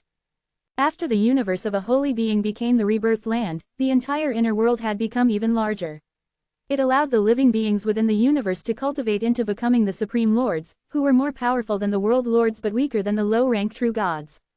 After the evil god's statement, Zen wondered how strong he could be if he would let him cultivate in the source world freely. Would he be able to integrate the 3,000 godly ways? Have you tried integrating the internal momentum of the godly ways when you practice the 3,000 godly ways? Zen asked out of the blue. With a strange expression, the evil god looked at Zen and replied, "These godly ways are supposed to be integrated, aren't they? I have observed how you have repeatedly merged the internal momentum several times. Now I have already integrated 2,994 of the 3,000 godly ways." His answer left Zen completely astonished. Staring blankly at the evil god, he couldn't seem to find the words to respond. Chapter 2551, Power. Zen had to integrate the different kinds of internal momentum in his inner world before he could fight the enemy with the ways blending strike in the divine land. On the other hand, the evil god watched him every single time he merged the internal momentum. The evil god certainly felt how strong the power of the ways blending energy was, and that was why he also tried to fuse the godly ways. In executing this, the evil god used Zen's experience with the matter as his reference. When Zen had merged the godly ways in his own inner world, he didn't hide anything at all. The evil god had observed his every move, even the proportions and the sequence of different kinds of internal momentum that Zen had activated. By closely watching Zen's movements, the evil god, in his own way, found a shortcut. As far as Zen knew, the ways blending energy would become very unstable after 500 godly ways were merged. Merging one more godly way could create a very terrible explosion. But unexpectedly, the evil god had already merged 994 godly ways successfully. He could complete the godly ways' great unity as long as he fused the remaining 6 godly ways. Taking a deep and long look at the evil god, Zen could not understand why there was such a supernormal talent appearing in his inner world. "Can you practice the merging of the godly ways?" Zen asked as he stared at the evil god. In fact, in his inner world, Zen could easily find out how the evil god's fusion of the godly ways worked, but he still wanted to see it with his own eyes. "Okay," the evil god agreed and nodded. Being very smart, the evil god perceived the value of the merging of godly ways. He also knew that there was nothing in the world that he could hide from Zen. With this, the evil god knew that it was better for him to use his skill openly. But just as the evil god was about to fuse the internal momentum, Zen suddenly uttered, "Wait. What's wrong?" The evil god could not help but ask in puzzlement upon being halted. "I have a friend who needs to see this," Zen responded as he activated his spiritual sense which spread out of his inner world. At that time, he was summoning number 9527. Number 9527 had always said that the 3,000 godly ways were not possible to be fused together. Now Zen wanted it to have a look to confirm if any of it was true. After receiving Zen's invitation, number 9527 immediately entered Zen's inner world. Meanwhile, the evil god, Nelly, and Laquisha were all amazed upon seeing the green light ball. Even though this light ball's soul force was not at all that strong, it was still mysterious as it drew their attention. Can you take on a different shape? Zen asked, looking at the light ball. Of course. After No 9527's reply, the green light ball immediately turned into a seed. Afterwards, a huge eyeball grew from the seed. Covered in blood, it looked very terrifying. Zen, Nellie, and Laquisha frowned at the sight of the eyeball. Meanwhile, in Zen's opinion, No 9527's taste in its appearance was extremely bad. In such disappointment, he waved his hand in the air. Suddenly, countless pieces of broken stones appeared out of thin air, quickly melting into a mold of a handsome young man. However, this man was only a puppet, without any trace of flesh or blood. Once more, number 9527 turned into a green light and went into the body of the puppet. Afterwards, it made some seemingly strange movements with the puppet's face and tried to adapt to the body of the puppet. Not long after, number 9527 finished what it was doing. Zen said to the evil god, "Okay, you may now start." Nodding, the evil god closed his eyes and sat down cross-legged. In fact, Zen was very familiar with the scene that wisps of internal momentum quickly merged within his inner world. The more godly ways were fused, the more powerful and more violent the energy contained within the evil god's body became. Shocked and scared, both Nellie and Laquisha could not help but take a step back under the pressure of the energy. If it weren't for the fact that they truly believed in Zen, then they would have escaped that instant. Right at that time, the evil god looked calm and relaxed, as if he could easily handle the situation at hand. Turning to Zen, he said, "So, I've already fused 600 godly ways. Do I still need to continue with the fusion?" "I see. Move on. I want to see your limitations," Zen replied. When Zen sent the information through his spiritual sense to it moments ago, number 9527 was surprised. In fact, it had mocked Zen several times before, for it thought Zen did such a useless attempt. It firmly believed that fusing 3,000 godly ways into one was an impossible task. However, there was a person inside Zen's inner world who had actually merged 994 godly ways before, which was out of No 9527's imagination. The evil god only nodded, while he continued to concentrate on his merging of the godly ways. 700 godly ways. 800 godly ways. 900 godly ways.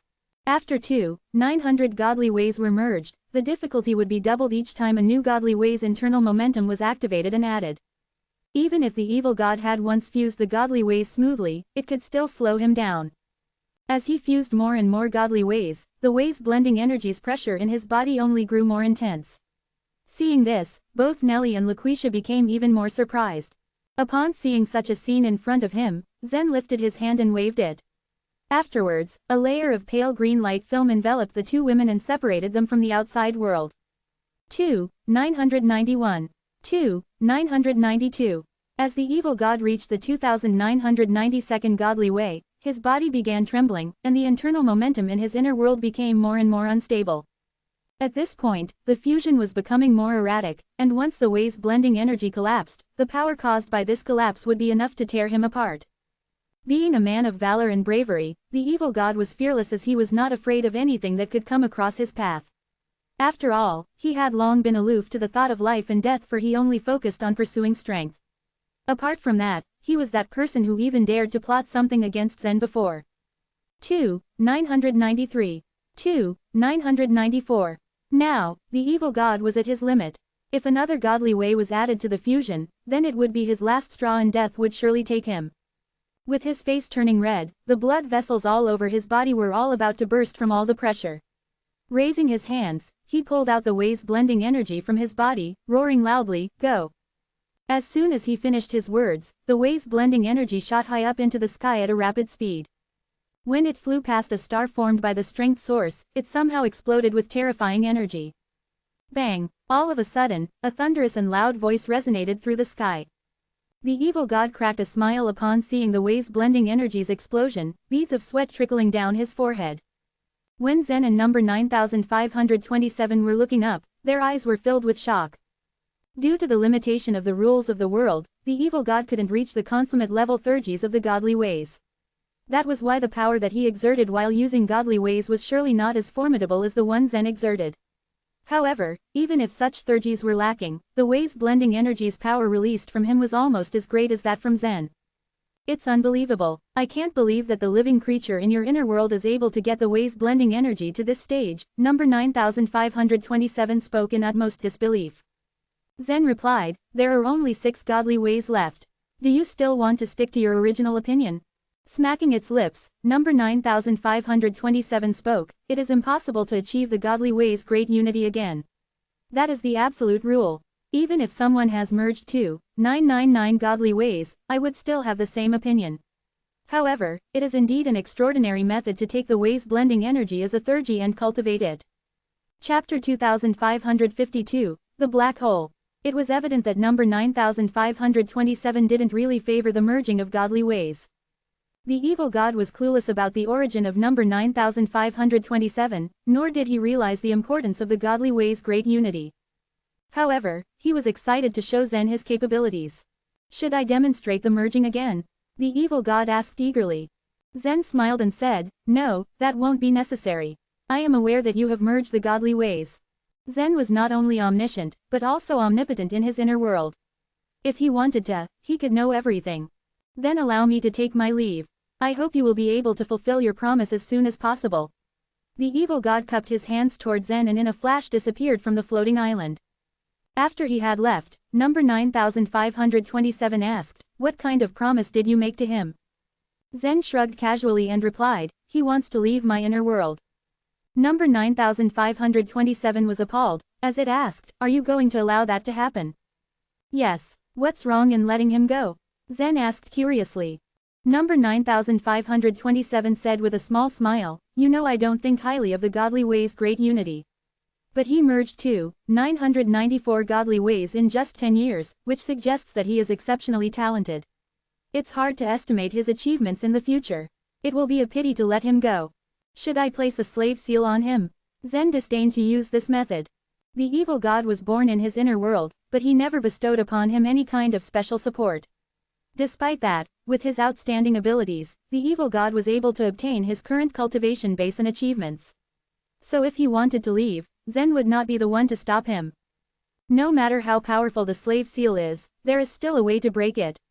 Number 9527 shook its head as it continued, as far as I know, many powerful masters in the source world have such talents in their inner worlds.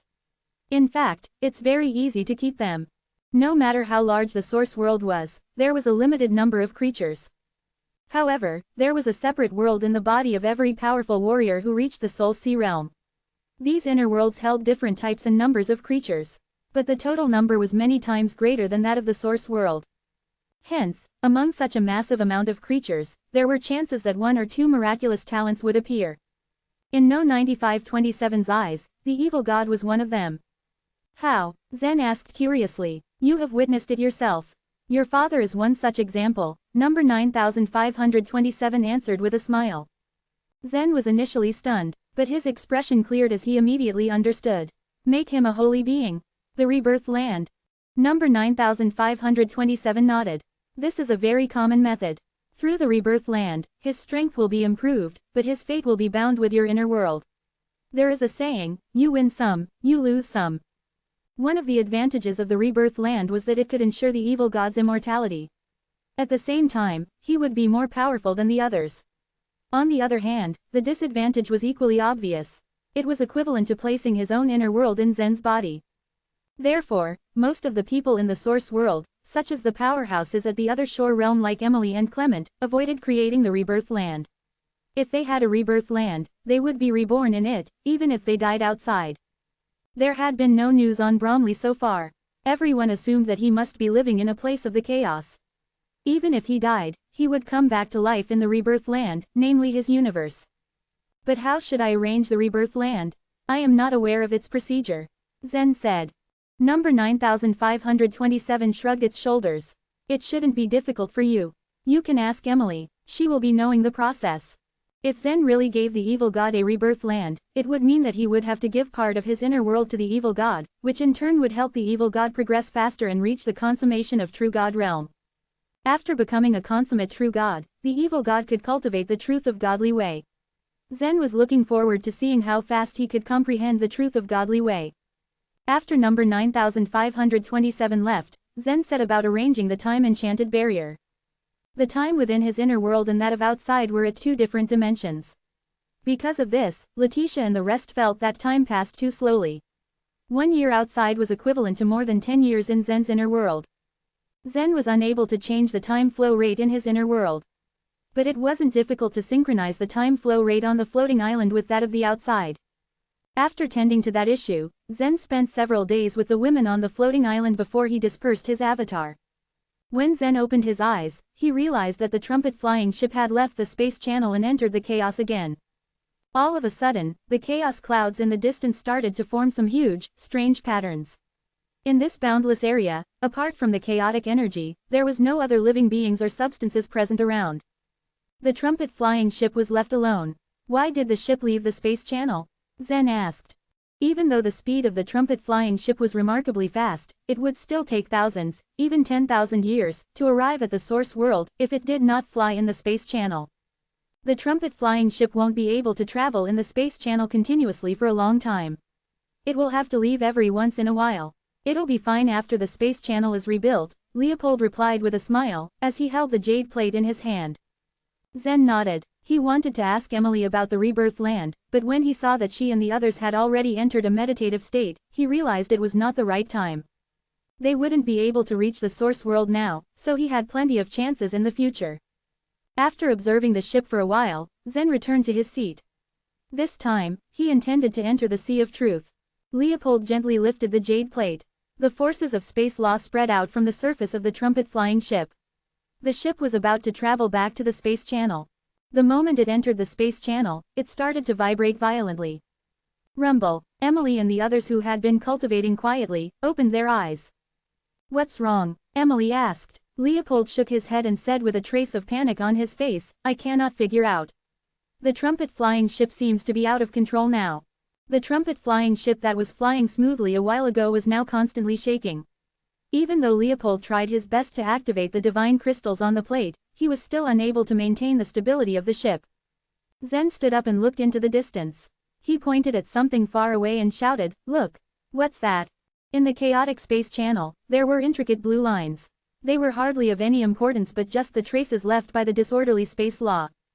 However, they were all gathering deep into the space, towards a pitch-black hole. All the lines stopped in front of the hole, as if they were all sucked in by it. Chapter 2553, The Sky-Rending Rhinoceros. The trumpet flying ship was an exquisitely designed structure. Seen from the outside, it seemed to have a small interior space, but it actually had a larger space inside. The flying ship was trembling violently as it was traveling at a fast speed, but everyone was able to maintain their balance and keep standing. Emily squinted her eyes and directed her gaze to where Zen had pointed. It's a space cave. Is that what a space cave looks like? There was a subtle change on Leopold's expression.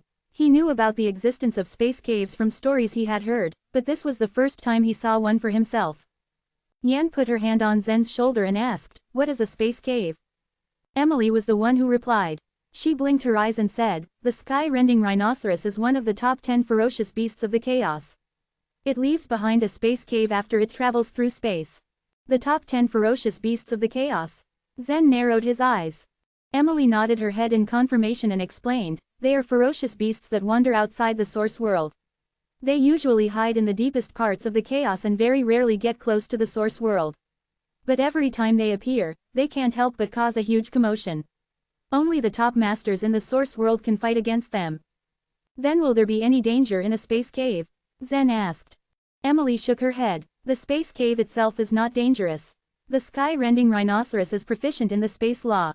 It doesn't need to use techniques like the grand teleportation when it travels through the chaos. It doesn't rely on the grand teleportation technique. Zen asked in clarification, as he was surprised by this information. Actually, people utilize the grand teleportation technique to create a space channel for traveling. The deeper their comprehension of the space, the more stable the space channel. For example, Emily created a space channel that was 10 million miles long, but she only needed to take a single step forward to emerge from the other end of the space channel. On the other hand, the holy beings could also create a space channel 10 million miles in length, but they were required to travel through the space channel for a period of time before they walked out of the other end of the channel. In the simplest terms, the grand teleportation technique is a skill that relies on one's understanding of the space law. However, the sky-rending rhinoceros can make an opening in one space and connect it to another located anywhere in the chaos, Emily said while she stared at the black hole. The opening in space created by the sky-rending rhinoceros is what we call a space cave. Then, if we were to pass through this space cave, will we end up in another place in the chaos? Zen asked curiously. Yes, that's correct. Therefore, the space cave itself poses no danger to us. It's what we might find on the other side of the space cave that worries me, said Emily. After he had heard Emily's explanation, Zen's fears were lessened. He confidently smiled and told the others, since the space cave is only a passage that travels through the chaos, there shouldn't be any danger. We might even be lucky and enter the source world in advance using this passage. Even though Zen had already said so, Emily, Leopold, and the other members of the snake goddess race still weren't reassured. The chaos might be mostly empty and vast, but it also has all sorts of unknown and dangerous lands. What if the other end of the space cave connects to the ruin graveyard or the death land? All of us will perish then. The chaos only seemed to be empty due to its sheer immense size. In fact, there were so many unexplored areas that existed within the chaos, like the ruin graveyard and the death land which Leopold had already mentioned. These dangerous places were infamous in the source world as everyone knew how perilous they were, yet no one had really seen their internal features because no one had returned from them alive. Upon learning the fate that might await them, Yan wasn't able to prevent herself from grasping Zen's arm, a faint nervous expression on her face. Don't be afraid, Yan. We can't be that unlucky to end up on such cursed places, Zen tried to console her with a smile. Emily saw Yan's nervous expression. She also tried to soothe her. Don't listen to Leopold's nonsense. We won't be so unlucky.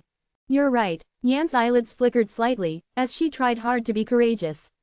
She smiled and said, I'm not afraid of anything as long as Zen is with me.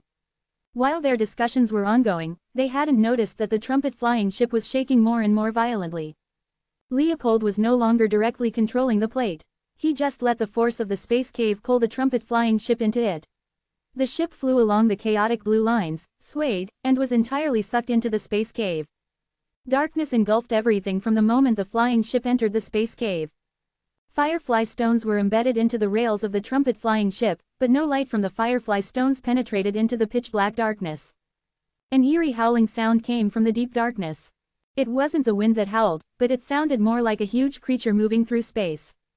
Whooshing, whoo, whooshing, whoo. The howling sounded like it came from an area far away from them, but from time to time, the party heard it rattling in their ears. Everyone bated their breaths, no one dared to utter a single word. Emily had provided an explanation regarding the existence of the space cave, but all of her knowledge had been gained from reading books. She had never entered one personally, so she had no way to verify if the records were true. The weird sound made them think of things that did not bode well for them. Yan said she was not afraid, but her body language showed otherwise. Her hands clutched Zen tightly, her slightly trembling body curled up beside him. In the past, she had been trained under Harold's protection in the Everest Spirit Mountain. The only adventure she had was the one at the bottom of the sunrise tree. At that time, Yan had great advantage in her strength, and with Zen's protection, she had not been afraid of anything. After she had been reunited with her parents and brother, Yan had experienced immense joy and she had wished that this kind of life could go on forever. However, things did not go as well as she had hoped. She had been forced to step on the journey, and there had been an unknown fear that was weighing on her mind. Zen felt the emotion behind Yan's actions, and he formed an apology for her in his heart. Her mother had given Yan the choice, but as a sensible girl, she did not have the heart to reject her parents. Sending her on the journey to the Pear Hill might have been a mistake. Don't be afraid. It won't take long, Zen whispered to his younger sister. He felt pity for Yan, but he could only caress her silky hair. He thought that after emerging into the other side of the space cave, he could place Yan into Emily's inner world so that she wouldn't be so afraid. After they had been traveling in the darkness for several minutes, Zen felt more and more confused. This space cave could fold the space in between two places, so naturally, it should have made use of the space law. However, in this dark space, he hadn't been able to sense even a single trace of the space law power. Zen was puzzled as to how the sky-rending rhinoceros did it. While he was deep in thought, Zen thought he had seen a glimmer of light in his peripheral vision. He instinctively looked for the source of light, and his eyes narrowed. He covered Yan's eyes with his hands. Leopold, Emily, and the masters at the other shore realm were all stunned into a silent panic. A gigantic ferocious beast head was directly in front of the trumpet-flying ship, and the light shone from its eyes. "Oh, garbage. This is probably the worst possible situation," Emily cursed in frustration, and her heart sank in despair. Chapter 2554, Its Purpose. The chaos was so vast that it was known to contain many unknown beasts. Some people believed there were undiscovered beasts living in the chaos. The top 10 vicious beasts were known widely around the source world. They were feared for their overwhelming strength and size. They would cause turmoil and unrest every time they surfaced. Among the 10 vicious beasts was the sky-rending rhinoceros. It was about 10 million miles long. It resembled a large snake, and it did not have scales or claws. Its head had 2 wings fixed on both sides, making it able to fly up in space. Many years ago, the sky-rending rhinoceros surfaced in the source world. Chaos ensued as it caused disturbances and proceeded to destroy a city. Zhurong later stepped up to fend off the city against it. Although Zhurong had the advantage over it, he still failed to exterminate it.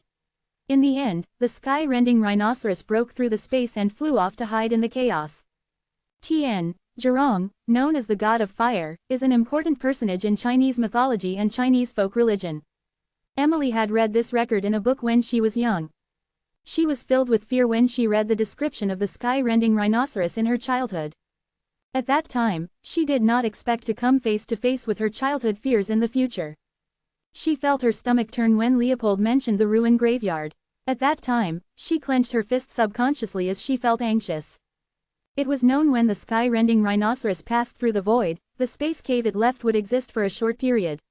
Since the space cave was opened, it meant the sky-rending rhinoceros recently passed through there. If they came face to face with the mighty beast, it would be worse than falling into dangerous lands. Emily thought to herself about all the unfortunate events that could take place if they faced the beast. She attempted to calm her breathing and looked forward. Even if she decided to voice her troubles out to everyone, it would not make much of a difference. She silently prayed under her breath, hoping they didn't encounter it. As she was in the process of collecting her thoughts, she looked up. Her worst fears came to life when the image of the sky-rending rhinoceros appeared in front of her. She froze and felt her soul leave her body. She forgot how to breathe as it filled her view. Hoo! The sky-rending rhinoceros howled viciously as it twisted its body, which was about 10 million miles long. Suddenly, the air in the space seemed to have stopped flowing. The atmosphere changed as fear and terror filled the space. The sky-rending rhinoceros flaunted its dominant aura. Its eyes were like 2 huge stars glaring directly at them. Compared to the size of the mighty beast before them, the trumpet-flying ship seemed as minuscule as an ant. Zen immediately stiffened up at the sight of the beast. He felt his throat dry up as if he had been thirsty for centuries. Tiny particles of sweat began to roll down his face. A monster that size could swallow up the source world if it wanted. The trumpet-flying ship was far too small compared to that. Even though Yan's eyes were closed, she could still sense the powerful aura of the sky-rending rhinoceros. A creature like that could destroy the souls of the true gods by its own aura. Zen and Yan both had the soul of light.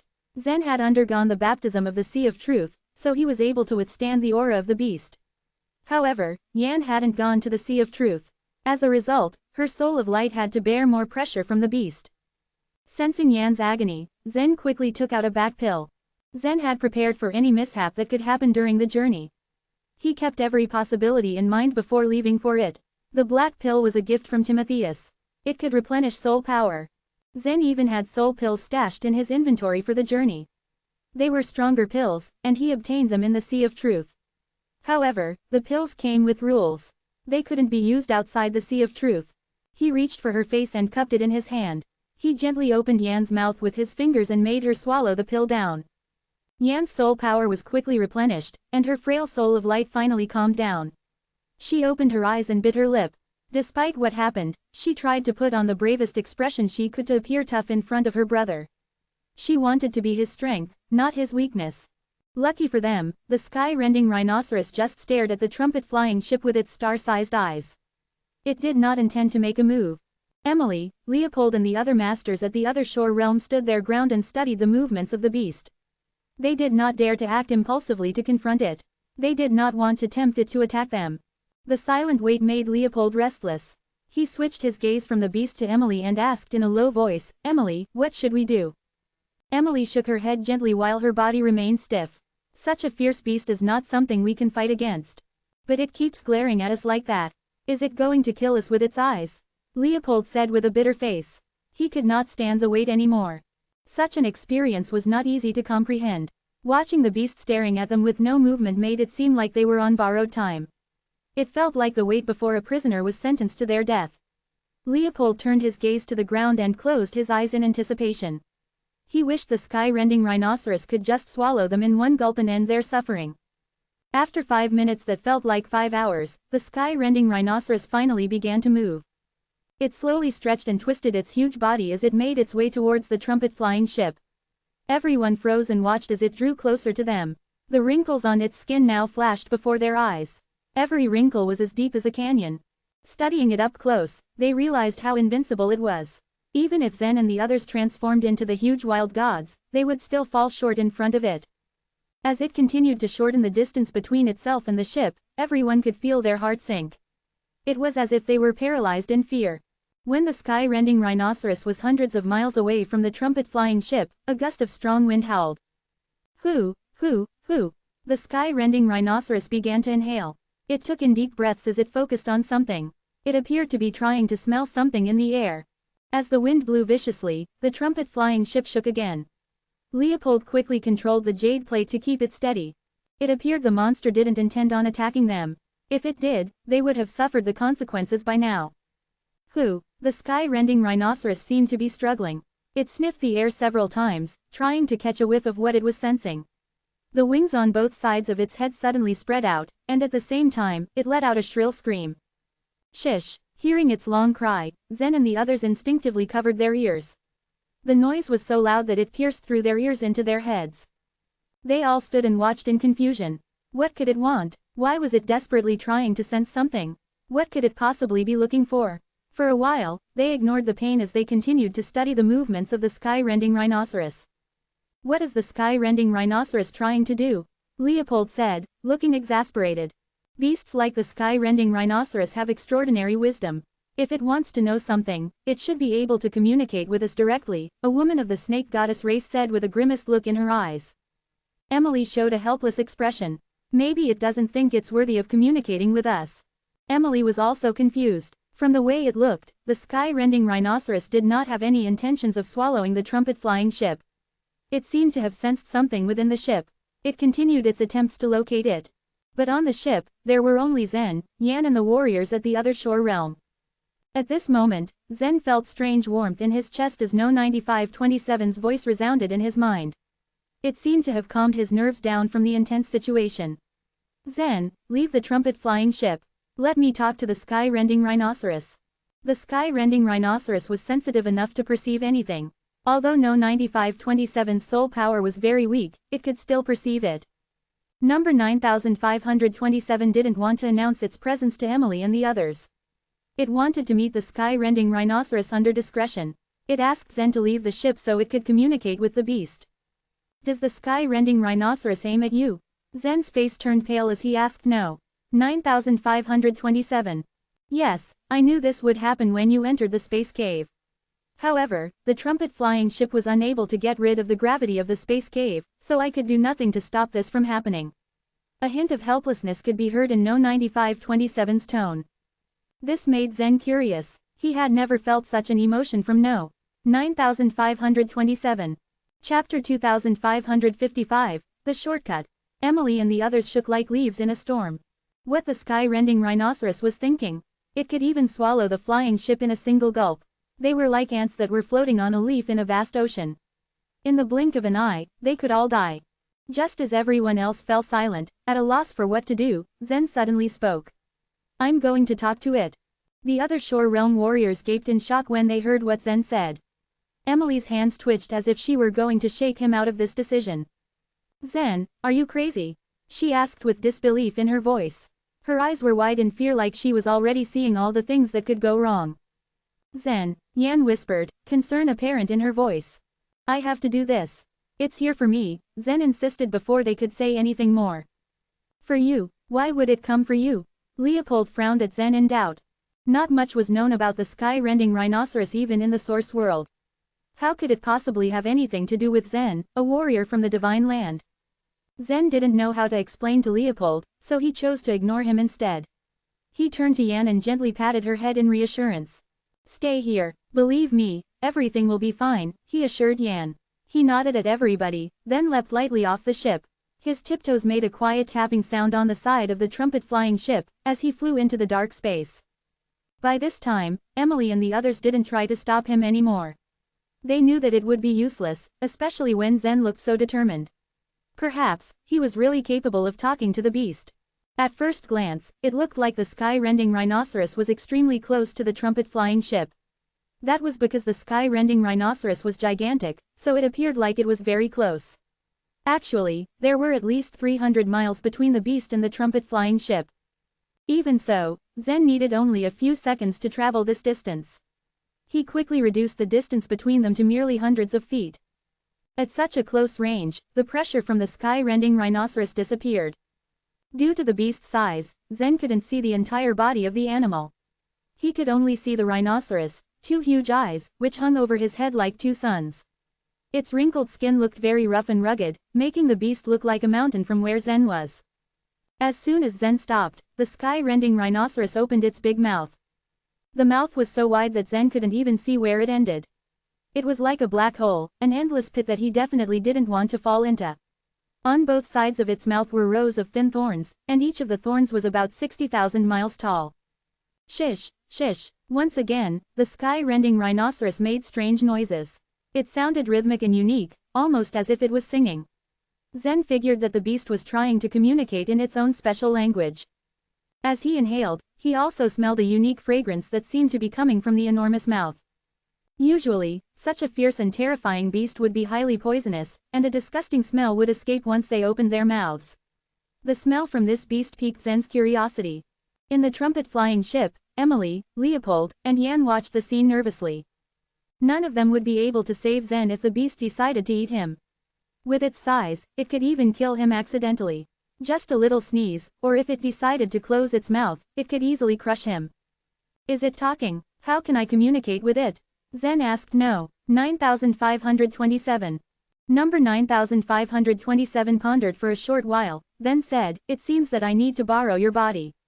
I'm too tiny.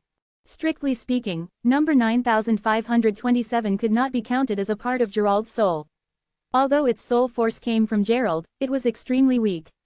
It would be difficult for it to communicate with the beast. And with such a gigantic creature, it would be like an ant that was trying to talk to an elephant. As soon as it received Zen's consent, number 9527 entered his mind. Zen closed his eyes, and a green light flashed through when he opened them again. At the same time, he began to activate the internal momentum of the spiritual wind godly way within his inner world. Shish. Amazingly, as Zen opened his mouth, the same sound that the sky-rending rhinoceros made came out of him. With the help of the spiritual wind godly way, Zen's voice was amplified. It sounded 100 times louder. Although it was still too low compared with the sound made by the beast, it spread far away in the quiet darkness. Leopold gaped when he heard the noise Zen made. To him, it sounded almost identical, as if he was hearing another beast. Can that guy really communicate with the sky-rending rhinoceros, or is he just making ridiculous noises? Emily made a surprised noise as well. She stared at Zen's back, several hundred miles away, and replied, I don't think so. Zen wouldn't joke with this, not when his life is also at risk. He knows the consequences if he makes the sky-rending rhinoceros angry. But how could he possibly master the language of the ferocious beast? Leopold wondered loudly. He pursed his lips and frowned, as he observed further what Zen was planning to do. Every race in the chaos had their own language, and the most common one was the human language. Intelligent beasts had mastered it, but it was very difficult for humans to grasp the languages of other races. It was possible, but only after special training. As far as Leopold and Emily knew, Zen had no special training that would enable him to talk to beasts. Thus, they were at their wits' end. They had no clue how Zen was capable of this feat. Shish, the sky-rending rhinoceros responded to Zen again. Zen also let out another, shish, sound. They spoke almost at the same time, but it didn't seem to affect their communication. Zen quietly listened to the conversations between number 9527 and the sky-rending rhinoceros. Although he didn't understand what they were talking about, he could understand some context clues. He noticed that the beast's language was very characteristic. The shish sound was made relative to its emotions. The stronger the emotions, the louder the shish sound. No 9527's responses were calm, as if it was trying to explain something to the sky-rending rhinoceros. Meanwhile, the beast seemed to be getting more and more anxious. The rhythm of its voice was full of confusion and grievance. The communication lasted for an hour. Just as Zen's ears began to feel numb, the sky-rending rhinoceros suddenly let out a sharp roar. The beast wriggled its huge body gently like it was shaking off invisible dust, and it finally turned its huge head away. In the dark space, the gigantic creature wriggled further away. It stopped a short distance away and looked back at Zen intensely before it eventually disappeared into the distance. When they saw this, Emily, Leopold, and the other people finally breathed a sigh of relief. However, they still couldn't believe how Zen managed to talk to the beast. "I can't believe Zen really persuaded the sky-rending rhinoceros to leave," Leopold exclaimed with a grin. Emily was silent beside him. Her lips were pressed together thoughtfully, as she thought how Zen could have possibly done that. Although she could feel that Zen was extraordinary since their first meeting, she hadn't expected him to be able to persuade the sky-rending rhinoceros to leave at their first encounter. After all, in Emily's eyes, it was a disaster to encounter a ferocious beast like the sky-rending rhinoceros. If it were any other beast, she might have resisted, but she did not have the courage to resist the sky-rending rhinoceros. Meanwhile, as number 9527 returned to Zen's chest, Zen asked, "What did you say to him?" "I asked him to go away and open a space cave for us that leads to the source world," number 9527 said indifferently. Zen was astounded. Emily had spoken of the sky-rending rhinoceros ability. The beast could connect any two places in the chaos. This skill was unparalleled and was the most powerful talent of the sky-rending rhinoceros. He wondered how number 9527 managed to make the beast obey it. Originally, it would take several years for them to travel to the source world by the trumpet-flying ship. If they were to cross the space cave, they would be able to reach the source world much faster. "You two talked for so long. You must have talked about something else," Zen cried again. Number 9527 just chuckled. It acted like an adult who was talking to a child, and it had no plans to tell Zen about the rest of the conversation. Chapter 2556, The Ring of Chaos Clouds. Zen was curious about the relationship between Gerald and the sky-rending rhinoceros. However, number 9527 was unwilling to reveal any details, and so he had no way of learning the truth of it. Once he returned to the trumpet-flying ship, Leopold, Emily and the members of the snake goddess race were all staring at him, as if he were some sort of hideous monster. The sky-rending rhinoceros left, leaving the space pitch black. Everyone wasted no time in using their spiritual sense to explore their surroundings. Yan was smiling, thinking that this was a piece of cake for her brother, and she was so proud. "Let's go. The sky-rending rhinoceros has agreed to build a space cave that leads to the source world for us. We should be very close to the source world after we cross the space cave." Zen then added in response to the confused faces surrounding him, "Don't ask. I too do not understand what the sky-rending rhinoceros said." He had spoken with the sky-rending rhinoceros for a long while, and now he said he didn't understand what the sky-rending rhinoceros said. Zen was fooling no one. The others didn't question him on seeing the sincerity across his face. "I have to say, I didn't see us being able to take a shortcut like this, traveling through the space cave with the help of the sky-rending rhinoceros," Emily said, smiling joyfully. They had escaped danger, gotten the help of the sky-rending rhinoceros, and saved a lot of time. Everyone believed Zen was responsible for bringing this great fortune upon them. Leopold activated the trumpet-flying ship once more, continuing to advance silently through darkness. Soon after, a small white dot began to reveal itself in the distance. The white dot was like a tiny hole on a large black cloth. Although small, it was eye-catching in the darkness. The moment it appeared, Leopold had spotted it. "It's the other side of the space cave. The entrance is pure pitch black, and the exit is clean and brilliant white. Let's go over." Emily was excited at the sight of white dot too. Leopold nodded and maneuvered the trumpet-flying ship to charge straight for the white dot. They were still tens of thousands of miles away, and already the dot had become a huge stunning white cave. Rumble. The trumpet-flying ship began to tremble with a loud sound. They were being pulled in by an inescapable gravitational force coming from the white cave. Eventually the ship dove right into the white cave. Everyone was covered in the dazzling light and forced to shut their eyes tighter than they ever did, desperately trying to avoid the blinding pain. Everyone began to feel that the trumpet-flying ship was clearly picking up speed. The whole ship shook violently and they held on tight, resisting the vibrations and intense speed. With a sudden stop, the trumpet-flying ship shot out of the white hole. It took around half a minute for Zen to finally open his eyes. The huge white hole had disappeared, and the brown chaos clouds had once again revealed themselves in front of him. We're not in the source world, are we? All he saw were tens of gigantic chaos clouds forming a ring. The area around the clouds was still empty. Emily stared at the enormous mass of chaos clouds and a smile flashed onto her face. Of course we are in the source world now. Leopold nodded in agreement. If such a fierce beast like the sky-rending rhinoceros comes close to the source world, it will cause disaster. It has indeed led us to the right destination. Seeing the puzzled faces of Zen and Yan, Emily pointed to the chaos clouds and said, the source world is right above those clouds. It's just that the chaos clouds cover the source world. We'll be able to see it after passing through them. I'm afraid it's still a long way from here, Zen said, staring in awe at the huge clouds. How huge were the chaos clouds? Back when Zen was in the fairy palace, he had learned from Bromley's travel notes that even the divine land was only a drop in the ocean when compared to the chaos cloud. A source world needed tens of chaos clouds to cover it. It was even larger than what Zen had imagined. He could not believe what he was seeing. It could possibly take 3 to 4 months to get close to it, Leopold announced.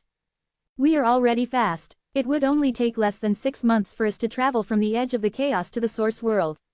The other guys are probably still at the edge. It would likely take 20 to 30,000 years for them to make it here. Emily pursed her lips and smiled. She was ecstatic to have found this shortcut to the source world.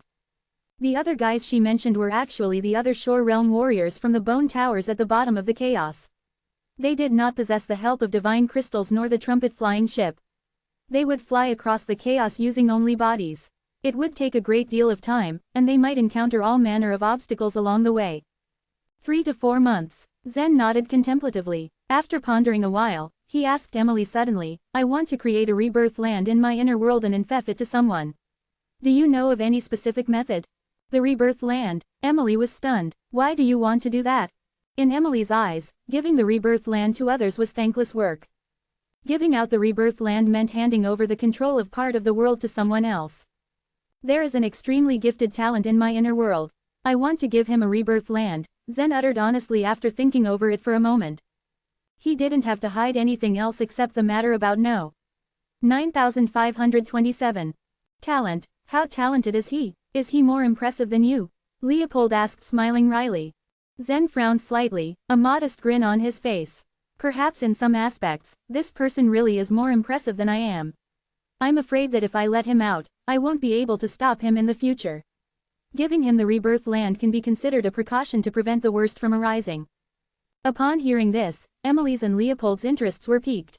Zen shared a very close blood relationship with Chiyu. He was after all the talent born from the 6-pattern blood-storing seed.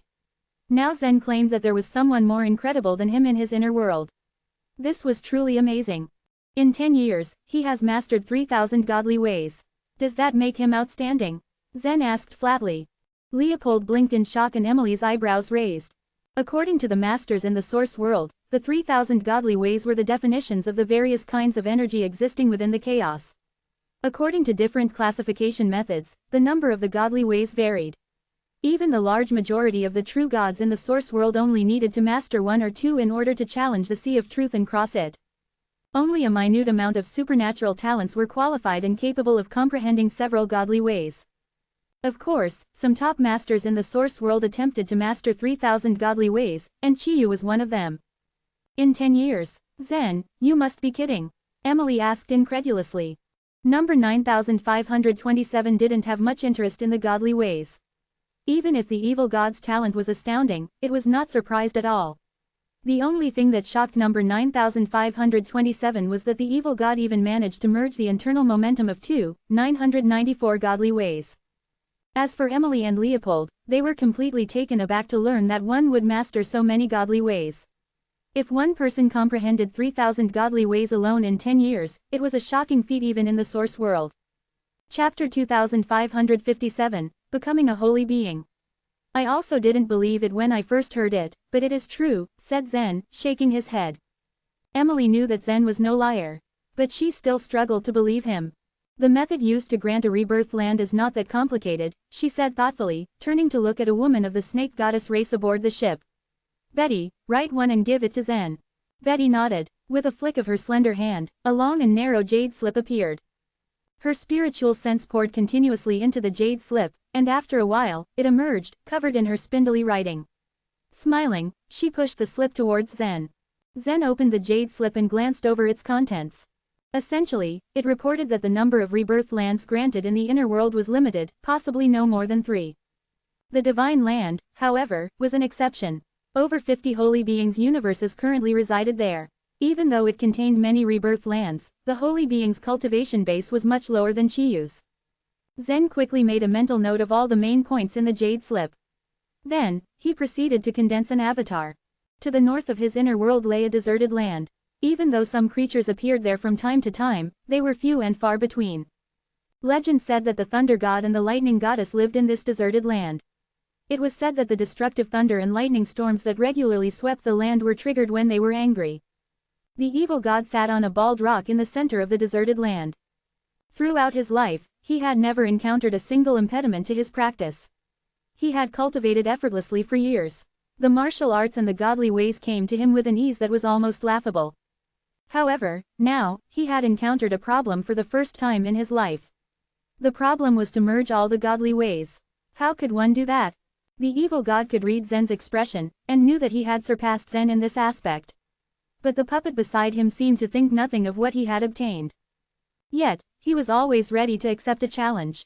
Since he had decided to merge the 3,000 godly ways, there was no turning back. It was not easy, unlike everything that had come before. Naturally, it had turned into his obsession, so much so that he did not care whether he could leave Zen's inner world. Crack! A crash resonated through the evil god's inner world, and his face darkened. I failed again. No matter how much I try, I make no progress after merging 994 godly ways. What should I do?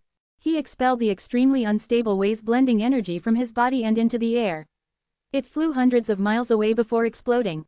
Bang! The explosive power of even a small amount of ways blending energy was incredibly destructive. The loud bang resonated through the entire desolate land. This was the truth behind the legend of the thunder god and the lightning goddess. It was not their anger, but the sound of ways blending energy explosions that shook the land. The explosions were so intense that they appeared to be thunderstorms. That's it for today. Despite his words, the evil god was not giving up. With each failure, his obsession grew even more. He would not take such a blow to his conceit lightly. He had made up his mind to merge the godly ways, and failure was not an option. In his opinion, it was only a matter of time and trial and error. Whoosh! Using the grand teleportation technique, he returned to a corner of the deserted continent, where he lived in a simple thatched hut. Edna, I'm back, he yelled, thumping on the door. Edna was the princess of the sky-defending empire and the evil god's first wife. Even though her talents were no match for the evil gods, she had managed to rise to the low-rank true god realm under his guidance. She was immortal, so she could stay with the evil god forever. Both the sky-defending empire and the evil cloud sacred place built by the evil god had disappeared with the passage of time.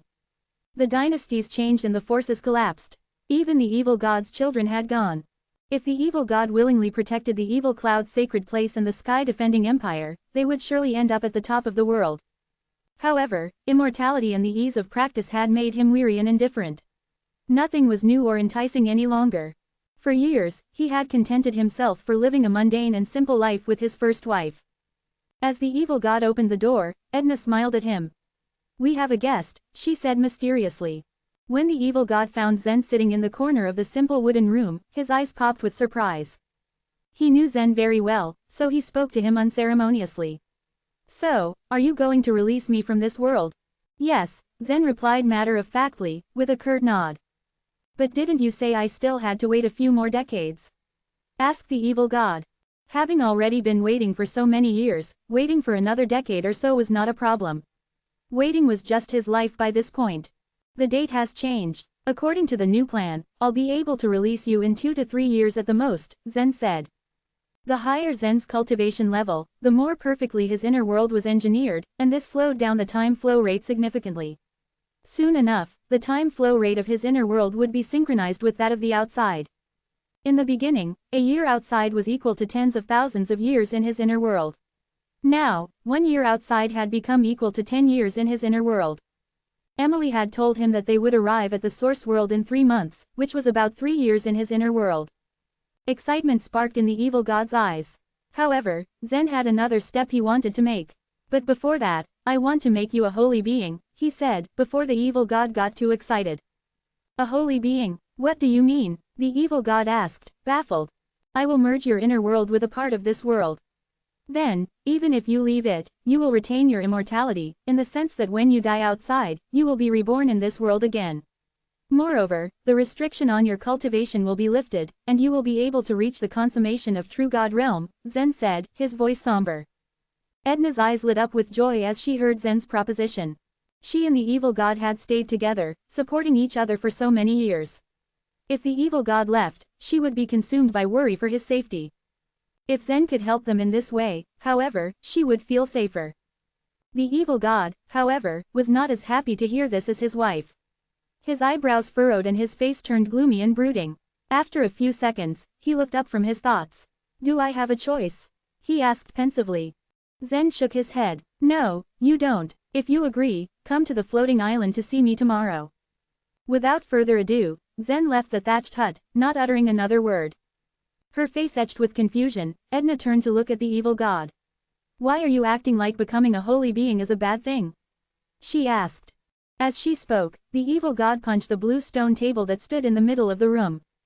That table looked rough and unrefined, with jagged edges, but it was in fact made from the most expensive stone in the world. A piece that size could buy a small country. With one punch, the entire stone table dissipated into powder. Look, I don't know what it means to become a holy being, so I cannot say it is a bad thing, can I? But what I do know is that if my inner world merges with this one, he will have power and control over me forever. The evil god didn't know what the rebirth land meant, but a man of his talent did not have to think long to figure out the costs and benefits of becoming a holy being. The only real reason why he wanted to leave this world was to experience something new, and be free. He didn't want to go from one prison to another. He knew Zen, but he hadn't expected him to use such a dirty trick. Chapter 2558, Exposed. Even though Zen had left the thatched hut, he knew exactly what the evil god had said and thought.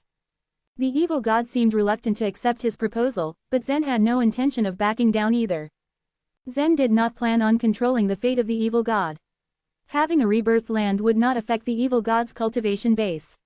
He could still have the chance to cross the Sea of Truth and become another Shore Realm warrior. By keeping the evil god's inner world here, Zen tried to make sure that he would not become his enemy. He wanted to keep the peace between himself and the evil god.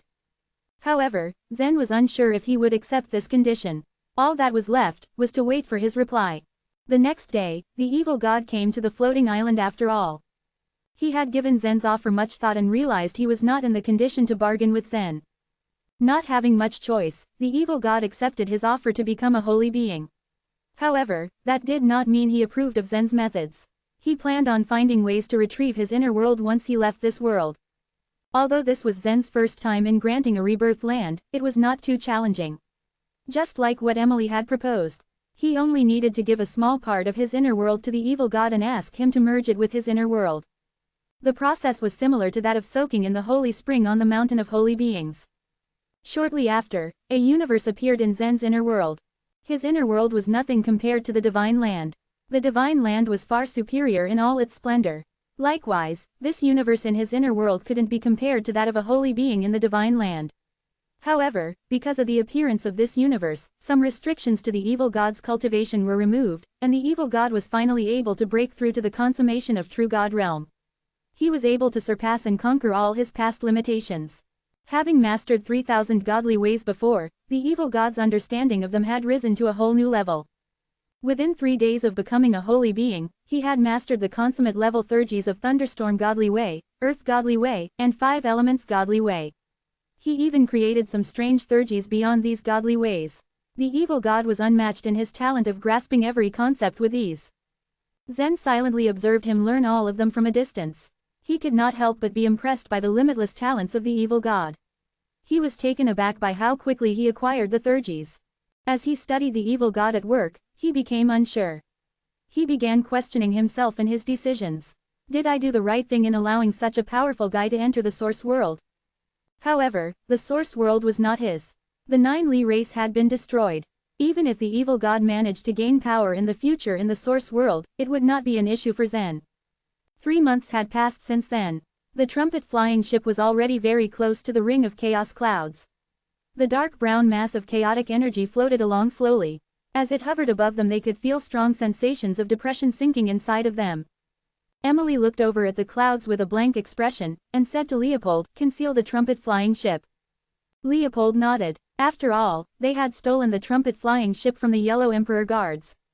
Coming so close to their destination, they could not afford to take risks. They had to tread lightly from here on out. If they were detected by the Yellow Emperor guards, they would be at the threat of being exposed. Leopold took the necessary measures to camouflage the ship. He pinched the jade plate, and traces of space law enveloped the trumpet flying ship. It was like it was wrapped in an invisible cloak, making it hard to detect for outsiders. Besides, they were now in a vast space. The seemingly small distance was actually enormous. Even if they came across someone right now, the long distance would make it harder to perceive the ship through the naked eye. Whoosh! The ship moved forward in a very fast speed. After a few hours, the trumpet flying ship finally flew into the chaos clouds. After several hours of traveling, the ship paved its way through the clouds. Zen sensed something had changed. He looked up at the sky and watched it change its color into a pale yellow. It looked as though someone painted it with an earthy brown. He silently observed with amazement. "Is this the source world?" Zen asked in surprise, with his mouth gaping open and his eyes fixated at the sky.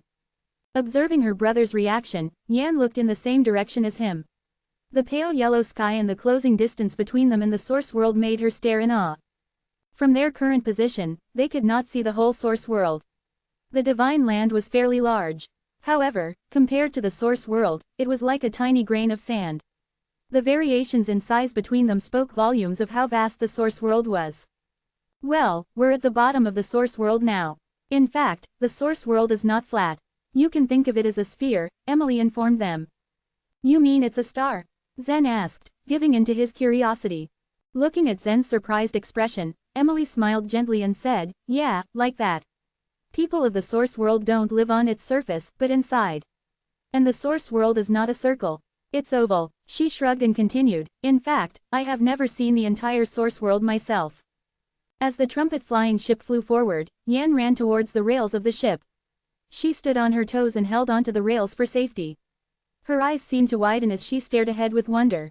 Though she feared for her future, she was also full of curiosity. "Zen, look, what's that?" Yan exclaimed as she pointed at a shadow in the distance. Zen squinted his eyes and looked in the same direction as her to make out what she saw. "It looks like a huge bug." "That's the insect ship," Leopold explained with his arms folded. Emily gave a nod of acknowledgement and said, "It's a flying ship belonging to a special race that are proficient in controlling all sorts of strange insects. Their flying ships are usually made of the shells of giant insects. That's why it's called the insect ship." Yan couldn't help but frown at the thought of ugly insects. She had experienced many challenges in her early years, but she was still young. A young girl who would naturally be appalled by insects. She instinctively looked away with a pouty face. At that very moment, rays of colorful light swept across the space hundreds of miles away from the trumpet flying ship. In each ray of the colorful light there seemed to be a boat, in which a human figure was vaguely seen rowing the boat. The boats were moving at a faster pace than that of the ship. Once the boats flew past them, square boxes began to appear in the distance. These boxes resembled black coffins, which revealed a trace of gloom. As they got closer to the source world, unusual things started popping out of nowhere. The atmosphere around them became livelier than before. Zen and Yan watched in utter amusement as they experienced so many new things. It was fortunate that the passers-by didn't notice the existence of the trumpet flying ship. Even if they did, they wouldn't pay much attention to it. After all, outsiders didn't know why the ship was there. The reason why Emily had had the ship hidden was to avoid getting spotted by the Yellow Emperor guards. "Let's keep going west. As long as we find the entrance to the source world and enter the world, we'll be safe when we arrive at Pear Hill," Emily suggested. Her face relaxed as they passed through all potential threats and were now safe. Leopold concentrated on controlling the jade plate in his hand. He slightly adjusted the direction and added another divine crystal on it. Just when he was about to accelerate the trumpet flying ship, he sensed something through the jade plate and paused, which caused him to turn his head southeast. His eyes widened as he saw another flying ship suddenly appear above them. It was about 10,000 miles away from the trumpet-flying ship, and it was heading straight for them at an alarming speed. It's another trumpet-flying ship. Emily's face lost color as she panicked. Leopold's expression darkened at the sight of it. How did they find us? Ramsay had taken down the tracking array of the trumpet-flying ship. It was almost impossible for the Yellow Emperor guards to find them, especially while it was disguised. Now, another trumpet-flying ship was approaching them aggressively. Judging by how accurately the ship navigated towards them, it was certain they were discovered. Without Yellow Emperor Magatama, Emily and the others would certainly cause suspicion for the other party. Emily ordered without any hesitation, "Ignore them. Let's get out of here as soon as possible." As long as they fled to Pear Hill before a large number of Yellow Emperor guards gathered, they'd stay safe. After entering the Pear Hill, the Yellow Emperor guards would not be able to harm them. Chapter 2559, Fighting Back. Even though the Source World looked close to them, it would still take a total of 3 days before finding the Source World's entrance, despite their fastest speed. 2 trumpet-flying ships soared through the air like lightning, one chasing very closely behind the other. On the trumpet-flying ship behind the one where Zen and the others were, 12 people stood, all of whom were powerful warriors at the other shore realm. A middle-aged man stood at the front of the trumpet-flying ship. He looked confident, his arms crossed. The man's face was stiff, and his eyebrows resembled 2 black blades. He was wearing black armor from head to toe, on which the complicated veiny lines of blood were flowing. The aura emitted by the armor was very dark and depressing. "To the Yellow Emperor guards on the trumpet-flying ship before us, tell me your names," the man said in a loud and clear voice as he held a Yellow Emperor Magatama in his hand. He was trying to communicate with the people on the trumpet-flying ship in front of him. Despite his attempts at communication, no reply came from the group. Everyone remained silent. "Master Telmo, that trumpet-flying ship appears very strange to me. Why do you think they ran as soon as they saw us?" asked a short man standing beside the middle-aged man. When it came to the Yellow Emperor guards, anyone who was capable of riding a trumpet-flying ship was considered having a high status. If ever they were to meet in the chaos, they would exchange their names and inform each other of useful information, as per usual. When Telmo ordered his men to meet up with the second trumpet-flying ship, none of his warriors expected the ship to speed up at their presence and flee. Everyone had the same thought on their mind: something had to be wrong with the ship. Without speaking a single word, Telmo ordered his men to chase after the trumpet-flying ship while trying to communicate with them through the Yellow Emperor Magatama. However, the opposing party refused to respond to them, from start to finish. "Is it possible that someone has hijacked the trumpet-flying ship? Who would dare commit such an act? I don't know, but why else would they be fleeing?" Just as the Yellow Emperor guards continued to discuss, Telmo stared at the trumpet-flying ship in front of him and said, "No matter what the situation is, we will definitely investigate it further." As they conversed, they noticed a sudden streak of light flash across the trumpet-flying ship in front of them. In the blink of an eye, the entire trumpet-flying ship vanished right before their eyes. "They have entered the space channel.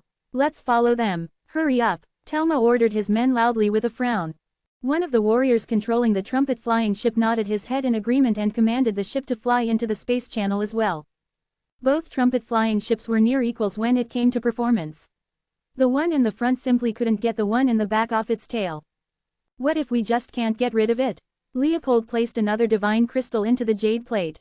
The trumpet-flying ship's speed had already been pushed to the maximum, but in spite of his efforts, the other trumpet-flying ship still followed them close behind. More importantly, it too had entered the space channel.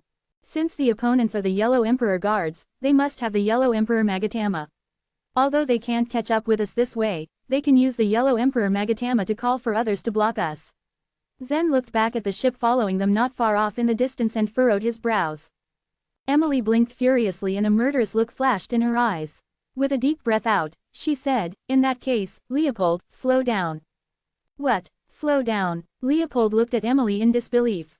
"Zen is right. If they inform other Yellow Emperor guards about what's going on, I'm afraid that we won't be able to escape," Emily said carefully.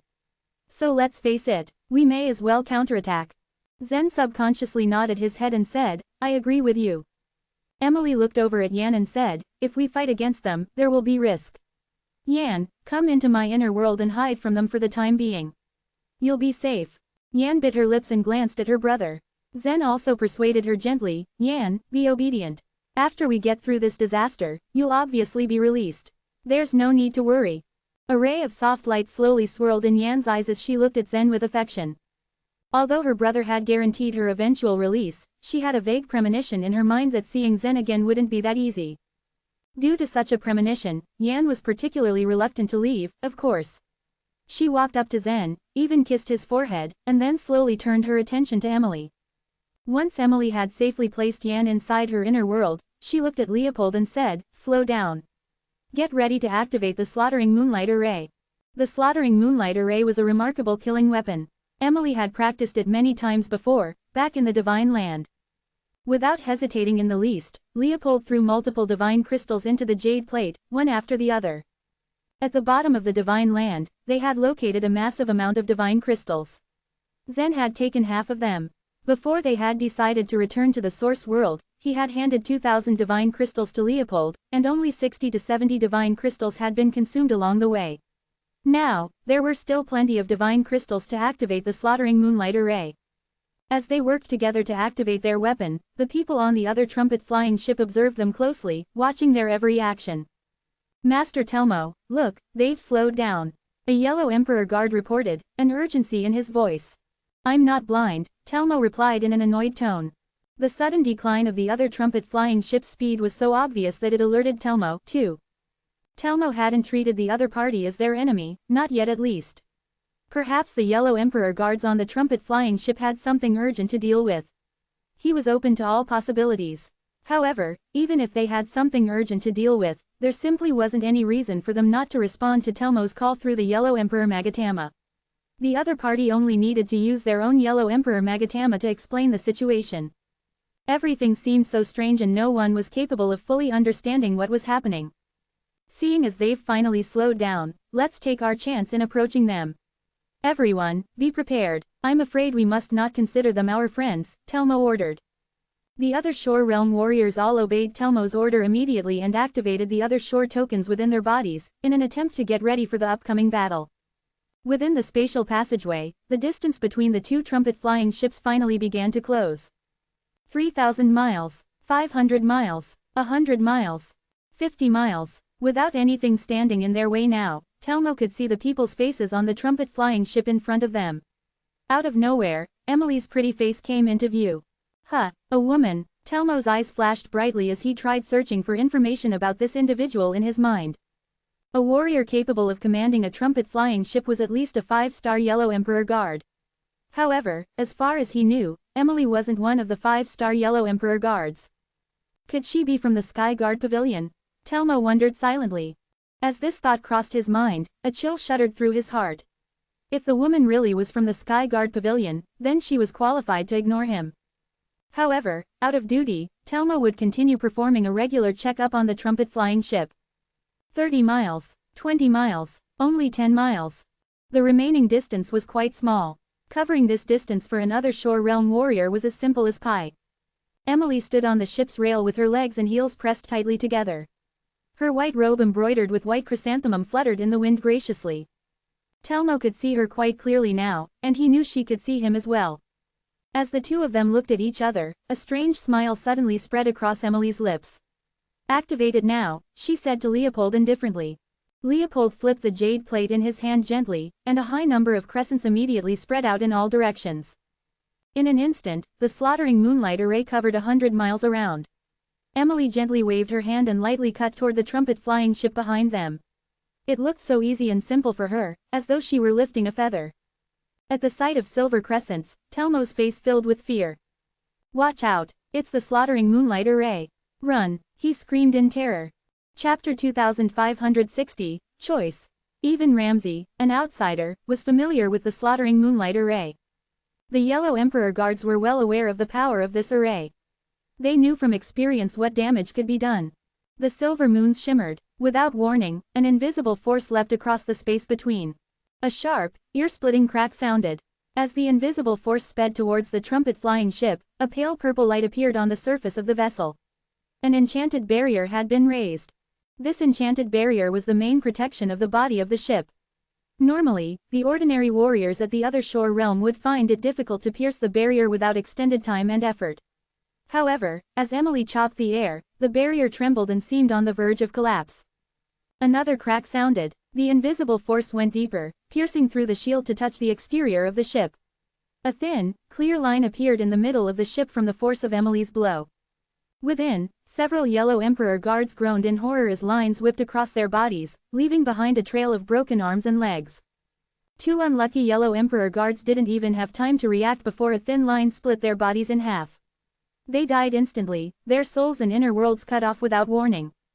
The carnage was terrifying to Telmo and the other Yellow Emperor guards, who didn't dare to stay in the danger zone anymore. They fled in all directions, trying desperately to avoid the thin lines. Telmo felt like he was choking on his bitterness. He saw that the slaughtering moonlight array was brutal and merciless in attacking and killing the Yellow Emperor guards. If another opponent took the initiative to attack him, he would definitely question them and check their identity at the same time. The hard reality was that he was virtually defenseless against the slaughtering moonlight array. His only choice now was to stay alive, no matter what. Run, run in every direction, save yourselves, Telmo warned the other Yellow Emperor guards with his life vitality while he was escaping. But there was still a problem. Telmo knew it was possible for the slaughtering moonlight array to seal the space. It didn't even matter at this point what the enemy intended. The actions they had taken made it crystal clear that they sought to kill every Yellow Emperor guard they could. Given enough time, the slaughtering moonlight array would probably succeed in killing every single one of the 10 or so Yellow Emperor guards in the ship. At first, Telmo felt hopeless. But as he evaded the slashing lines, an idea came to him. Was there a way out of this situation? Perhaps time could save them. After all, the bottom of the source world wasn't desolate. Telmo realized that the other party in this battle wouldn't dare to continue the fight if it dragged on for much longer. If they failed to kill the Yellow Emperor guards within a short period of time, they'd have no choice except to retreat. Emily, meanwhile, was still busy.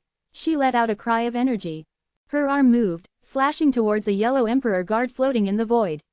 There was a flash. The body split into two, dead in an instant.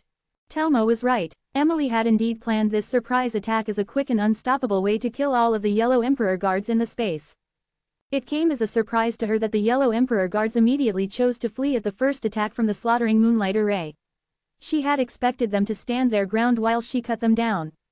Emily knew it would be difficult, if not impossible, to keep track of everyone trying to escape. Even if she sought to chase them one by one, it would take too much time. If they called in stronger reinforcements, then she would be the one at a huge disadvantage. She made a decision. Let's go. The trumpet flying ship has been destroyed.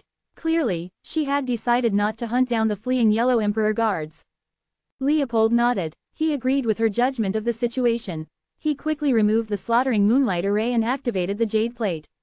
They began to accelerate, leaving the Yellow Emperor guards and their ship behind in space. As Emily and the others vanished, Telmo finally slowed down. He heaved a sigh of relief. But beneath the relief at his survival, hatred and anger boiled inside Telmo. He flipped his hand. Immediately, Yellow Emperor Magatama appeared. As soon as it was activated, he spoke, his voice ringing out loudly. Attention! At the bottom of the source world, a trumpet flying ship has been captured by the outsiders. He repeated the message and then added, they are heading north, and I guess they will enter the source world through the Wild Goose Pass. This is urgent. They have the slaughtering moonlight array. I hope that our mighty Yellow Emperor guards can defeat them once and for all. It was through the Yellow Emperor Magatama that Yellow Emperor guards were able to communicate with each other over long distances. The device could spread the news over a broad area at the bottom of the source world. Within this range, all Yellow Emperor guards would be able to receive the news. At one part of the bottom of the source world, there was a triangular gap named Wild Goose Pass. To get into the source world from this region, the nearest entrance was the Wild Good Pass. Missing it meant that the travelers would have to journey for several months more to find the next entrance to the source world. Telmo felt sure that Emily and her companions would try to enter the Wild Goose Pass. It was the only logical option. Meanwhile, a huge black ship drifted slowly into the Wild Goose Pass. The enormous ship was easily 1,000,000 feet high, like a moving mountain. A colossal pavilion was perched on the top. Inside the pavilion, standing at a corner window, a young man in white picked up his Yellow Emperor Magatama and heard Telmo's urgent warning. He was surprised and slightly disbelieving. Could this be true? He muttered. Some outsiders have kidnapped a trumpet-flying ship. And even worse, they have the slaughtering moonlight array. The young man mulled over these developments. After thinking for a while, he activated his Yellow Emperor Magatama. He said, how much information do you have on the enemy? Who would be so bold as to kidnap our trumpet-flying ship? Reply to me as soon as you can. The young man in white understood that it had to be something very serious. He knew that only the esteemed members of the Sky Guard Pavilion were qualified to use the slaughtering moonlight array. A voice came through. Excuse me, who are you? Telmo was on the other side, responding to the man's call. The young man in white replied, this is Sanjay. As Telmo heard the name, his spirits lifted. With enthusiasm and respect he said, Master Sanjay, it's you. I am honored to have made contact with you. Sanjay was among the most well-known and highly respected people of the Sky Guard Pavilion. Telmo had heard of him and admired his successful ventures. Quickly and in great detail, Telmo relayed to Sanjay what had happened and what he had seen. He concluded by saying, it is my judgment that they will choose to enter the source world through the Wild Goose Pass. This means they will be there in a day, maybe a bit sooner. Sanjay listened closely. I see, he said, already thinking ahead. Then they will find us waiting for them. He ended the conversation, and the light on the yellow Emperor Magatama dimmed. He got up. He paced for a moment, thinking, and then he went to the door and left the room. This ship was not among the fleet of the Yellow Emperor guards. It belonged to a trade caravan of the Source World, where Sanjay had hitched a free ride. He could no longer stay here. The urgent events of today and the impending arrival of the enemy had made it impossible for him to just stand by. He would have to make preparations for battle at the Wild Goose Pass. Inside their own ship, Emily and the others had convened. They all wore serious expressions, for they knew the plan had to be adjusted. We have the advantage since the Yellow Emperor guards don't know who we are, said Zen. Yet they will definitely see us and treat us henceforth as their enemy. Leopold nodded. If I were them, I would try to predict our next move. I wouldn't give up. That means they know we will try to enter through the Wild Goose Pass. Zen agreed with him. Are there other options? Could we take another route? He asked. Zen faced Emily, to whom he had directed the question. Emily looked deeply conflicted. The path is already the most desolate one, the one which will be safest for us. But I didn't expect to meet the Yellow Emperor guards so soon, given the vastness of the source world. Now the element of surprise was lost, and they were in a dilemma. They would have to guess and counter the movements of the Yellow Emperor guards. Everyone waited silently as Emily analyzed the situation and considered alternatives. Finally, she said, we will take the Wild Goose Pass. At this point, any change in our route will lead to months of delay and possibly even more accidents.